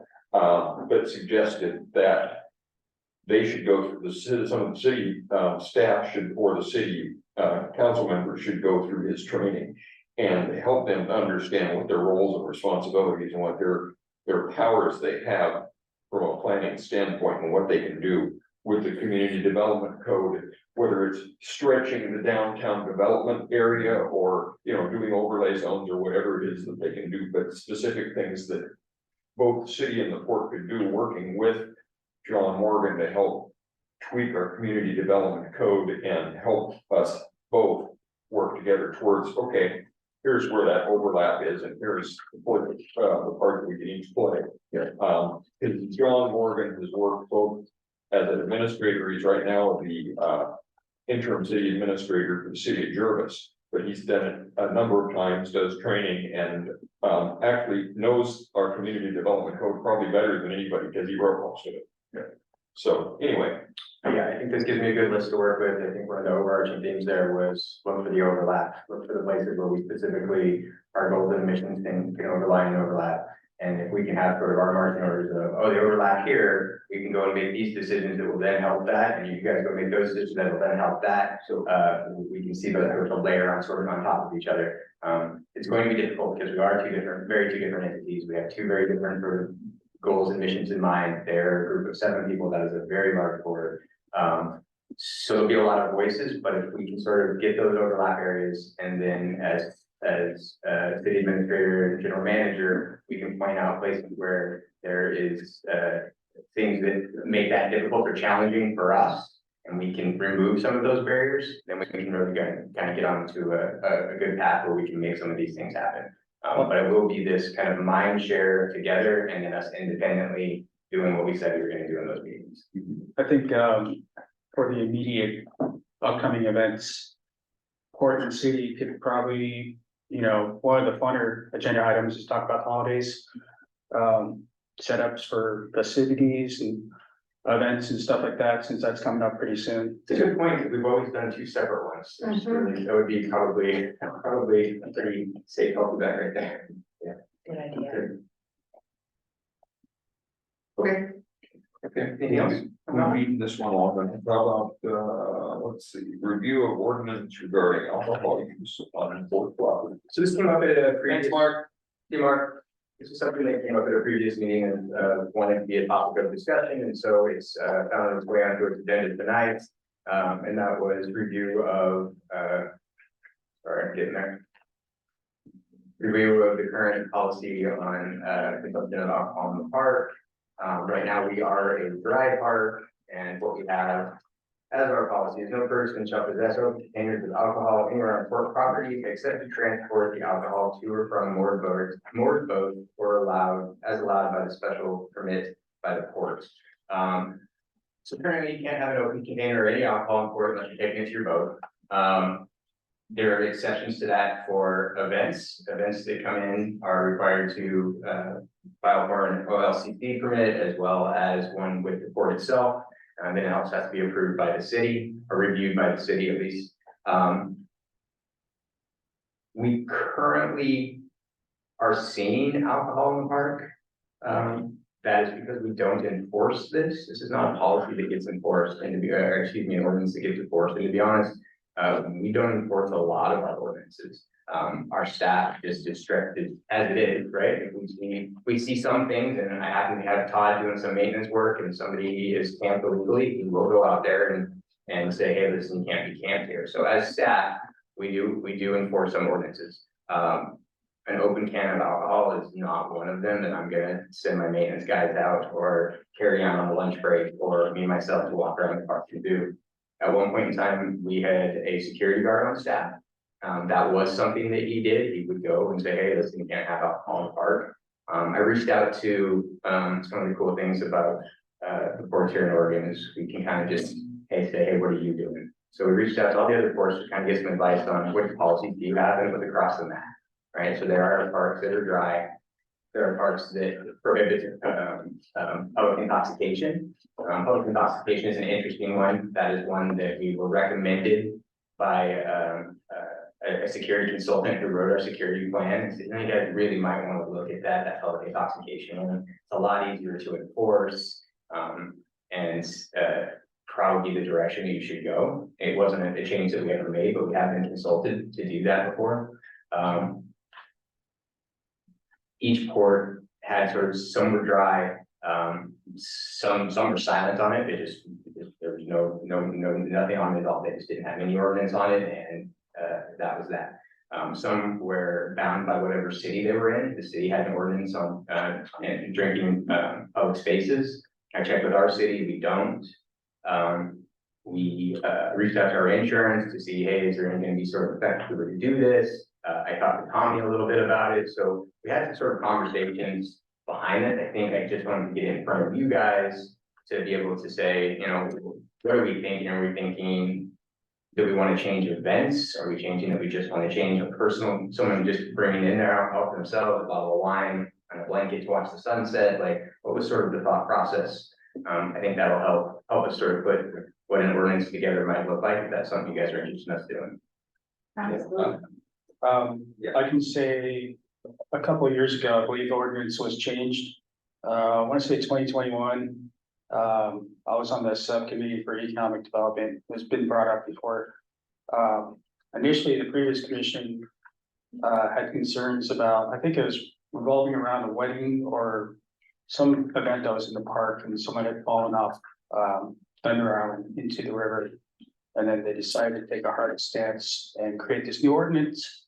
They also included drones as well. I think those are the two changes that they made. And just updating some of the ordinances that have been, left alone for like 10 or 15 years. So I think it's a little regressive with the new ordinance that we have. I think we should roll back to something similar that Port of Hood River has. Obviously, the city of Hood River, it's an open container policy there. You can walk around the streets like in Las Vegas. I personally haven't seen any issues with, public intoxication or, issues with the city on that part. And we're in the same county as well. So that's kind of like my views on it. So. I like the verbiage, that the Brookings, Port of Brookings, is that what it was? Port of Brookings Harbor sent over. No one may sell, give, or make available any alcoholic liquor to anyone who is physically intoxicated. Use or possession of any alcoholic beverage by any person under 21 years of age is prohibited. Engaging in the use or being instrumental in the exchange of unlawful controlled substances on port property is prohibited and shall be cause for immediate expulsion from port facilities and immediate termination of port use agreement. I mean, something along those lines. Seems pretty good. Probably had no glass bottles. Generally, they're easy to break on the rocks. People can cut their feet for the next person walking through. So try to keep it more focused on safety as well in terms of container usage. And I think the end result is that it's a park and people like to have picnics down there, there's grills and barbecues, so. When people want to, and we live in a town that has 2 breweries in it, plus a cidery and a winery. So people can enjoy a beverage responsibly, and it should be okay. Or we need to buy alcohol enforcement jerseys for all of our maintenance staff. So when they're walking around mowing the lawn and stuff, they have their alcohol enforcement jerseys on. I agree with Rob. I don't like the idea of glass bottles, just because it's far too common for people to drop it and break it, and then Right. some little barefoot kid just running around in the park and then steps on it. Like, that's the last thing I want, especially from a liability standpoint. The other thing that I would be curious about is from a logistics standpoint, would we need to add in recycling bins? Would we need to add in anything different to the trash We area? have some plastic containers that are around the park now, that is where your cans and bottles are supposed to go. Your soda cans, I guess now, since you can have it. There's, her name just escaped me. She's the, For maintenance, I Yeah. believe, yeah, no, she's, you remember her name? or waste disposal. No, she's the camp host at the Oh, yeah. Eagle Creek, and she collects all the cans and bottles that are in there, and then uses them to buy bicycle helmets for kids. So we do have a thing in place that's actually really cool. It's not, Okay, oh, our Casey? no. Oh, okay. another, I don't know. But, okay, That was gonna be the second part of the question of logistics of having it, and then what do we do with all those 10-cent deposits? Could we use those as some way to fund something? But if someone's already doing that, getting back on kids, like, yeah. it's kind of exactly what I was thinking. So, okay. Also, the policy of consuming alcohol on the vessel in the marina. Right now, as it stands, I don't think they're allowed to drink on their own boats, only accepting you obviously can't operate a boat while drinking, but in terms of a dock boat, are they allowed to drink on their boat? I think there's language in there that prevents that, right? Why would they be taking beer to their boat if they're not taking? Be in the back seat. Yeah, for sure. I don't know. Okay. I don't know. I'll hand that out, but I can look at that for you. I'm all for, responsible alcohol drinking as well, but the risks that the port may have. It doesn't increase, it doesn't change our insurance. It without a doubt does open us up to submit. Somebody can overconsume and be down fishing down the locks and fall in. But they can still do that now because we're not enforcing it. So the not enforcing it seems just as sort of risky as having a policy that's tolerant of it and says, these are our expectations. You can't be intoxicated, you can't show public intoxication. So it feels almost a little bit less risky to have something that's more enforceable and sets a precedent for this is what we know is happening and this is our limits sort of within it versus what's happening now, which is, hey, you just can't do it and they do it anyway. Right, so Agreed. it's almost, you know, I guess your point, it's less risk because now instead of overlooking it, we're saying you cannot be legally drunk. Well, And if they are and fall off, that's on them now. Tommy, is that less risky? Sorry. So I mean, if they are. No, I see what you're saying, And they. No public intoxication. I think. Exactly. Yeah. Yeah, I think that would be what me and Tommy will walk away from this, is that there's generally a consensus that you would like us to review this and come to a policy that minimizes the risk of the port and also is something that is enforceable on our side. I think we can do that. I'm not sure exactly what it's gonna look like now. It's definitely gonna talk about glass bottles, and public intoxication, and we'll bring something back for you guys to look at. If it's good, we can move forward. If it's not, we can go back and wordsmith this morning. Like it. Like it? Voter bags are being furnished. 6 months.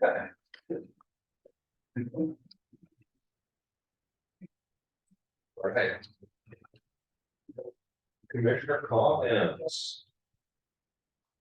Let's start one and go around and start a routine of doing that. Either end is fine, but We can alternate every. yeah, however we want to do it. I think my only comment, and I mentioned it to Jeremiah, was that I was hoping to see on the agenda the Son of Man lease. We really need to make sure they're taken care of. We need to see the report from Jeremiah about, you know, the rent versus expenses, just to make sure everything's lined up, but, you know, I think we can move it to the October first, you know, the 1st of October meeting. I will likely try to bring it to the next meeting. I think I can put together a package. Your October 1st is brutal already, so I think I can get it to the next meeting. Okay, that would be great. I just don't wanna keep pushing it to the side as we've all received several emails and we wanna make sure that our business owners who are, you know, bringing in good business and stuff are well taken care of as well, so. Perfect. All right, I'll, I think you're. I really don't have a whole lot to say. It's nice being kind of semi-retired, trying to get caught up on some of my lists of things at home, but, took the whole last week, down in Eugene. It was beautiful, nice and cool. And, so I'm feeling great. It's, good to not have to get up at 4:30 in the morning anymore, but, Good for you. so 8 o'clock is much nicer. I told him this morning, he's like, you look younger, I swear. Combination of getting that out in the sun a little bit more and, not grinding the grindstone quite as much. But, no, it'll be great. I'm, looking forward to, working with all you guys. I mean, we already are, but, looking forward to good things happening ahead.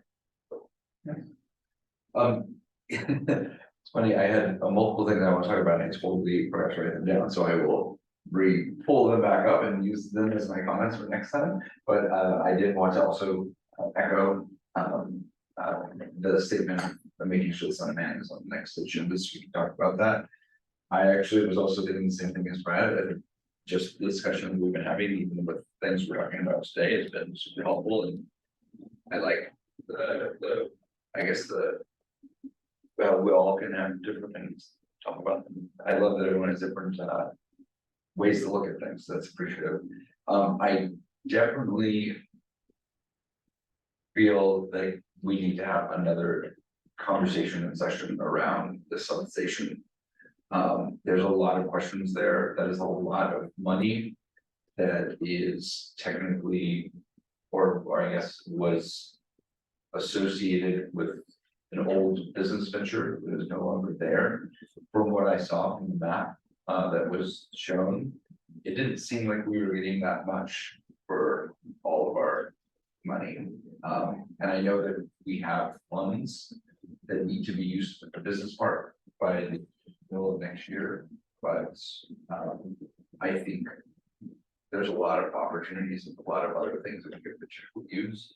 So I want to make sure that we are very smart with that money and where we use it wisely. If we Discuss where that's at. the same amount, for the same amount of money, if we could extend the electric all the way down north, you know, to the. Into the resort. Yeah, I mean, at least line it up for new businesses, that Yeah, would be. so there was some discussion at one point about, well, there's about $1 million to extend utilities down past, basically, to the bluff area, or at least to the beginning of the bluff area, because we did have proposals for development there. I think that would help draw in the business and the Right. developers. And another thing we should probably be considering is, as far as uses for that money is, as we're looking at our options for Flex 6, one of those options, will be possibly, buying down some of that, loan so that we can get our, price point in a range that if we, subdivide the building, we have that building in a price point that's attractive. The fact that we're, you know, would be doing that without buying it down and having to subdivide it. We're looking at a buck and a quarter, $1.50 a square foot, when Portland's at 75 cents a square foot. So, you know, we have to make sure that we're down in a range that gets it viable for the port to break even, at least on the investment, instead of, you know, going in whole each month, and make it much easier for us to find a tenant for. So To continue on, what I was getting at was that with that money and the other monies that we have, I feel that we don't have a lot of time with those monies to use them. But we need to figure out how to use them, and it needs to be beneficial, and it needs to be something that's useful for us as a port. Because at the end of the day, like, we are responsible for the health of the port, and we have specific authorities as commissioners. So I'm gonna make sure that we're thinking of not just like right now, but the next 10 years for that. So that's, there's a lot more that I can say around that, but I think I'll just end there. So thank you all. I want to say thank you to Jeremiah and Carrie Ann for getting us new commissioners up to speed with the trainings out there. I just completed a month of Oregon ethics training, which is very useful. A lot gets repeated in SDAO handbook, but it's good to be in that format, in a webinar format, which is very accessible for our busy lives. So thank you for getting that set up. This month I'll be attending a couple of SDAO conferences, so looking forward to network and seeing how other ports operate. As far as upcoming events this weekend, I think Saturday, 10 a.m. Columbia Historic Highways doing an opening ceremony for Viento State Park. They're opening up 2 miles of trail to the east, and there are new upgrades to the campground. So if you're not doing anything, swing by Viento State Park on Saturday. We're gonna ride our e-bikes, so. Yeah, nice. Or ride your e-bikes too. So, Luke said, don't bring cars, so. for cars, yeah, you could rent some e-bikes in town here, so, you know. As far as priorities for till the end of the year, I think we should definitely figure out how we can work with the city on this substation and the future of business growth in the business park. It's definitely an investment on our behalf, but we also need to look after the port finances as well and keep that in mind. So, and that's all I have. I have some different ones, but I wanna build on that.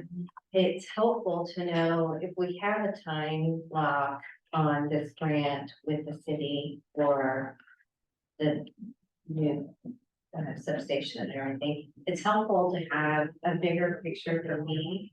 I don't know how you guys feel about this, but if there's something that has a timeline on it, I mean, it's really helpful for me to see like a big calendar of events. I mentioned that too, but I wanted it to, for everybody else to hear that too. I don't know if you feel that way, but I'm really tuned into annual, quarter, monthly planning and seeing pictures that way. So if we could do that. I'm so grateful for Jeremiah, and yes, I have little experience with ports, but I feel like I've learned so much because of you. And I look forward to future learnings. I also want all of you to know that I respect each of you, and I'm seeing some of the different things that we bring, like the what's the word I want to say? Not Skill sets. skill sets. That's exactly what I'm thinking of. Yeah. And then I also have a hard time with the ability for the community to get directly to us or not directly get to us. So I want there to be equity there for people to have the same line of communication. You know, not just with, I know Carrie and Carrie's gonna bring this, so instead take that away from anybody to be able to do and for, you know, bring it to one place where we can all see it, but maybe have Jeremiah make the decision first of what comes up, but we can all see it. If we think it's something that we need to bring up, then we have that ability too. But I think that it needs to be for all of us to see, Are you thinking like instead of like a form. individual email on the website, like for each one of us, have a form or a single one? Yeah, that goes to one place, and it, I mean, the way that I would do it is just create a role and have a folder, and then I could, you know, go through and check them whenever I wanted to. Or if you have a form, like a Google form or Microsoft. Like for public comments or agenda items. Yeah, or any concerns, anything that they want to bring, even praises, anything, but not be able to come to Brad and say, look, what can you bring this to the, or, you know. A feedback channel for the public to contact. Yes, Commission as a and whole. not to show favoritism, Yeah. to be, you know, equitable in that fashion. And I think that's Yeah. something. Send that I've out. seen. So it can come kind of as a group. Something that's interesting about that, so it would be easy to create a form without a problem. That somebody would come and they'd say, all right, this is my suggestion, my comment, my idea, and maybe it'll all go to you. And then also potentially a copy to me. Yeah. What becomes interesting is what happens after that. If individual commissioners start responding to that, then we start to get ourselves into, we just start to get ourselves into sort of a slippery spot there. Where this commissioner says, hey, that's a great idea, I'm gonna bring that up at the next meeting, right? Or this is something that we can tackle, or Jeremiah, what was your response to this? So it's good, I think we need to be careful in the way that we respond to them. So sort of the best way to do it would be, A, for it to come to all of you, and B, if it hits any of your radar in a way that you feel like it's important discussing, that it comes up in these meetings where we go, hey, I know everybody got this message. What was your thoughts on it? And then from there, the board can sort of direct me to, and chances are, if I get a message and it went to all of you guys, I'm gonna tackle it in some sort of way. But I can CC you on sort of my responses.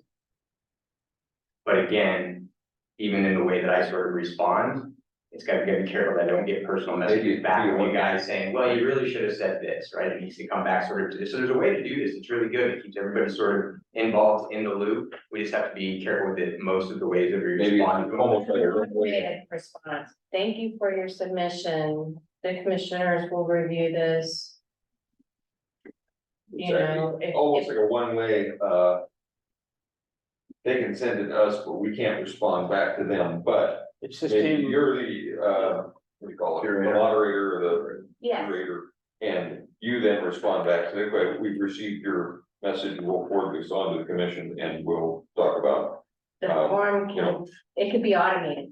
He doesn't have to do it. That's true. You know, the form can just say, thank you for your response. And anything that you guys all see in here, right, if they're all coming to, anything you see within those, once they get brought up in this room here publicly in front of everybody, then that's a great place to have those sorts of discussions. Just the responding back, that we gotta be careful on, but I think it's a great idea, I would like. Yeah, in From the a actual, citizen perspective, I think the automated message getting back to me would be a little disheartening. I think we should just keep it on the I same would feel terms like it was as, getting addressed.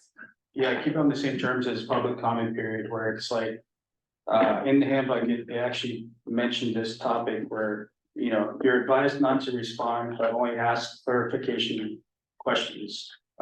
So that could be a potential follow-up that the commission could do individually, but. If you're gonna, I would just say that if you were going to individually respond, then you would respond with all commissioners BCC on it, so whatever you said out comes back in, then, I mean. Is that a problem with Fair-ish. reply all, like we just heard? A little Yeah, reality, it's- right? I mean, Fair. it's not a science. The thing is, I mean, because it depends on if you're actually deliberating towards a decision or if you're just expressing an opinion about something that's actually before the commission, those are analyzed differently. Right. So you absolutely have, and it's prudent to allow the public to communicate with you. It really is the response that has to be careful and, you know, you speak, again, you speak for yourself. Or you have someone like the president telling that person what the court's position is. But anything more than that, it should go to Jeremiah, he can bring it back to you and in an open session say, well, do you, you know, is this something we want to take up at a deeper level? That's my concern is that like we are all, it's a small town and we have friends and if we know someone that. You know, works for someone else and they know me and they're gonna come to me and ask me because I know this person. Yeah. You know, I just want it to be equitable instead of, really, and fair. I think you generally all agree that it's worth looking at, so I'll dive into sort of what our options are and bring back something, we'll look and see, I think we can find something that works. It's really cool is that you guys are just thinking about it, right, you're taking the time to think of what the perception is, how it can potentially go wrong, what potential issues could pop up, what the legal ramifications are, all of those things. Mostly these are things that are really small potatoes, but it's really cool that you're thinking about it at those levels, and so we'll try to come back with a solution that is equal to that level that you're gonna put into it, so I appreciate it. I'm used to being on the other side, so whenever I say you could do this and this, those are just suggestions, I'm not telling you how to do anything. Yeah, I like that idea, just the idea of populated, whether it's a form, whatever that is. I also understand your point, Gary, like you could feel very cold if it's just like a auto response, but at the same time, like at least we're acknowledging that it was received and then potentially part of public comments, to your point, is just, you see this, and then we can talk about it then. Well, and maybe that would have been a good avenue, like I saw on a Facebook group that somebody commented, they reached out to a couple of commissioners about the lines needing to be painted at the toll booth. Right. And it didn't come to all of us, I didn't get that email, and that's not something we really want to address on Facebook either, so that would have been a pretty good forum for them to submit something to, or just directly contact Jeremiah, because a lot of people don't know to directly contact you for stuff like that. I get in that particular scenario, if we're separating like administrative from our like authoritative, like. I mean, that's the thing, you guys Would all. those technically need to go to you anyways? Probably. Because you would I manage think it would be maintenance to a- go, Like, if it went to, if it would still go to him in that form anyway. I'm sorry, I'm not talking about just the form in particular, but just that request in general. Like, wouldn't that specifically be under your jurisdiction anyways? Because you would say, oh, hey, maintenance person. I think Needs to be repainted, it wouldn't necessarily go to us, and we wouldn't say, hey, Jeremiah, go repaint the lines. Correct, I mean, you're right actually in this one, but just because we're sticking with it, but yes, it would be in my jurisdiction. Well. And just because we're on the thing, the port's general policy is that we won't respond to anything on Facebook. as an entity, we screw that up every now and then. I screwed it up the other day with the Storm Stern thing and wound up going to onto public pages. And then we responded because it got, but our policy is that the board's never going to respond to anything online. There's way too many issues around record retention and that sort of stuff in order for us to be effective at that. So even if somebody says something absolutely wrong on my page that says the court's moving the tolls to $7 tomorrow, we're not gonna respond to it. I may reach out to them individually, especially if it's somebody that I know, but we don't clean up things on Facebook, which is frustrating, I'm sure, for you guys. But just from a record retention policy, it's good. As soon as the court writes something, we gotta keep it for 7 years. Yeah, we'll other with that. So I'm sure you guys are gonna be frustrated when you see that sort of stuff and be like, Jeremiah, where are you at right now? Tell them we're not doing it. And if I know them, I will try, but it won't be through Facebook. Sure. All right. General manager's report. I'm gonna zip through this because we have an executive session stuff to get through. Yeah. Everyone's next. Yeah, I don't think I did part also. For everybody. I think there's a collective sigh of relief from the entire court staff that we're sort of wrapping up what we call the summer season. As soon as they go back to school, things for us sort of go out a little bit, bridge stops backing up. I'm not saying it won't happen, but bridge stops backing up. We don't have tents all over our campground. It just becomes a little bit slower pace. We're still very busy. I remember when I started this job, they said, yeah, it's kind of like taking the winters off, and I haven't had a winter off yet. I don't know when that is supposed to happen, but there is a certain level of intensity that happens during the summer season. I think that's probably across our entire town. We all sort of feel that. So we're glad that is ending. The next business meeting that we'll have, we will bring in most of the large events that took place here in at Port. So Bridge of the Gods Run is going to come in and tell you lessons learned, how the event went, how successful it was, what their plans are for next year. PCT days will come in, they will do that same thing, CGRA will do that. The waterfall run, I'm probably forgetting somebody, but most of the major events that we've had will come in and sort of giving you this is how it went, this is why it was successful, this is why it's been better in years past, this is why they're thinking about doing a new event. It's a good opportunity for you guys to tell them about things that you learned. Go ahead. As Kate Tigger, I was gonna ask if the swim across the river event is sponsored by the port, or is that strictly a string of like? Strictly a string. Okay, Yep. I know it didn't happen this year, obviously, but. But that was strictly, but I know that events is, talk to each of you sort of individually, and it's all a place where you're all sort of excited about, so this would be an opportunity for you to get in front of some of those promoters. And I think each one of them that has done successful promotions within our park has the ability to do more. It's a thing I'm constantly pushing them on. It's like, all right, so you do ECT days really good, Jason. What else can we do? How else can we fill up this park? So I'm excited for them to all come out and meet you guys. I have some man on here. I will try to get that on the next agenda. I'll take that back. It will be on the next agenda. I think I can present it all to you guys in a concise enough manner that although it's an action meeting, we play through. Just as a point of business, Melissa's going to be taking a leave of absence with us. She'll be back probably she'll be back in a while. It's going to be out for a bit, but Chuck's going to be taking over all her responsibilities. So if you have something that's sort of Melissa related or you feel it's been Melissa related, it's not Chuck related. Thanks. Except it's you related, you go to you. Fair enough. There are times where you guys reach out to Chuck, or Melissa usually is the check signer and all that stuff, but yes, it is. Chuck can reach out to us to find checks, but we will not be reaching I out to appreciate Chuck. I was contacted by a member of the public. It sounds like I just found out that you were as well on my way here, about the painting on the bridge painting. We met with ODOT 2 or 3 weeks ago. It came up as something to coordinate once we sort of slowed down the bridge, and sort of the plan now is to have it done by the end of the month. So they also brought up, did we want the parking spaces on Wanapah to be redone? And I'm like, not gonna pay for it, but maybe. So I let Jordan know, that's their road, so I'm slightly confused if they even, I'm not sure, but I told Jordan I'd invite him to that meeting when we're coordinating it, and if we can get the road restriped for the city too, without it costing us money, then we'll be glad to do that. That's the gist of it. I have some other things, but we're getting there pretty quickly. Any updates on Flex Six? Thank you. We're now working with Ann Medenbach. We'll sit down with her probably tomorrow or the next day to talk about setting a lease rate. We're gonna move to a triple net lease, which is something we'd like to do with all of our leases. That'll be something we talk about with Jasper's lease. Jasper is currently not in a triple net lease. That's something for you guys to consider if you do another 5-year extension. So there are some points that are within this sort of this thing that we're gonna do with Jasper to talk about. Otherwise, I said to do it tonight, but let me go ahead and present it next week and we'll get through it.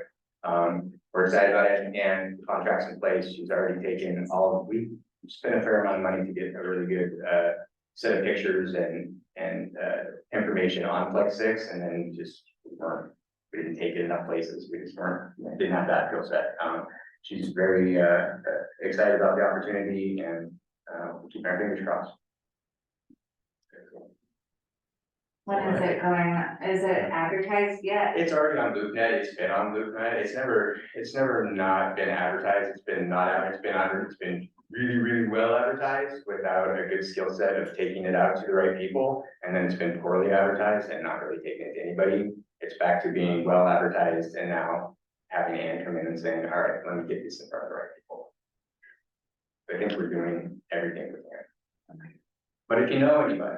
42,000 square foot building. And I presume she knows the history and. Yes, Okay. yeah, she has a very good grasp on this.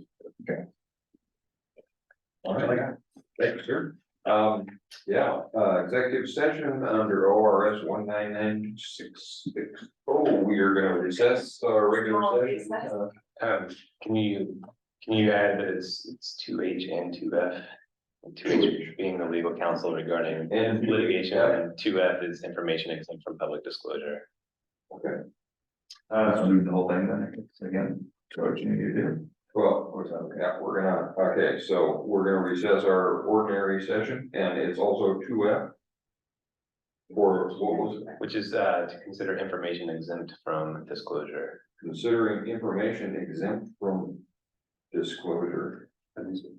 Okay, so executive session under ORS 199 or 192.6602H and 2F, legal counsel regarding litigation or likely litigation and considering information that is exempt from disclosure. And Chris online, we won't stick around, but we won't be making any decisions. Sorry, go ahead. And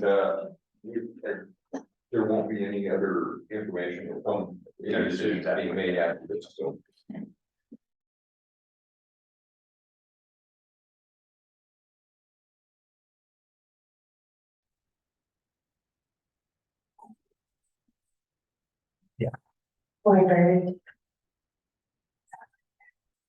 You said it, right? Are we recording it? It usually says it when you get it, say it today, it's not to set it now, it says recording. That's recording. It says recording. It's not red though. It's flashing. Okay. Yeah. We will, okay. Okay. You're on. Ron, okay, if there's nothing else to come before the commission, then I'll suggest that somebody makes a motion to adjourn. I'll second that motion to adjourn. First step. Okay, all in favor of adjourning? Aye. Okay, we're adjourned. What time was it? 10:15. 10, 11. Thank you.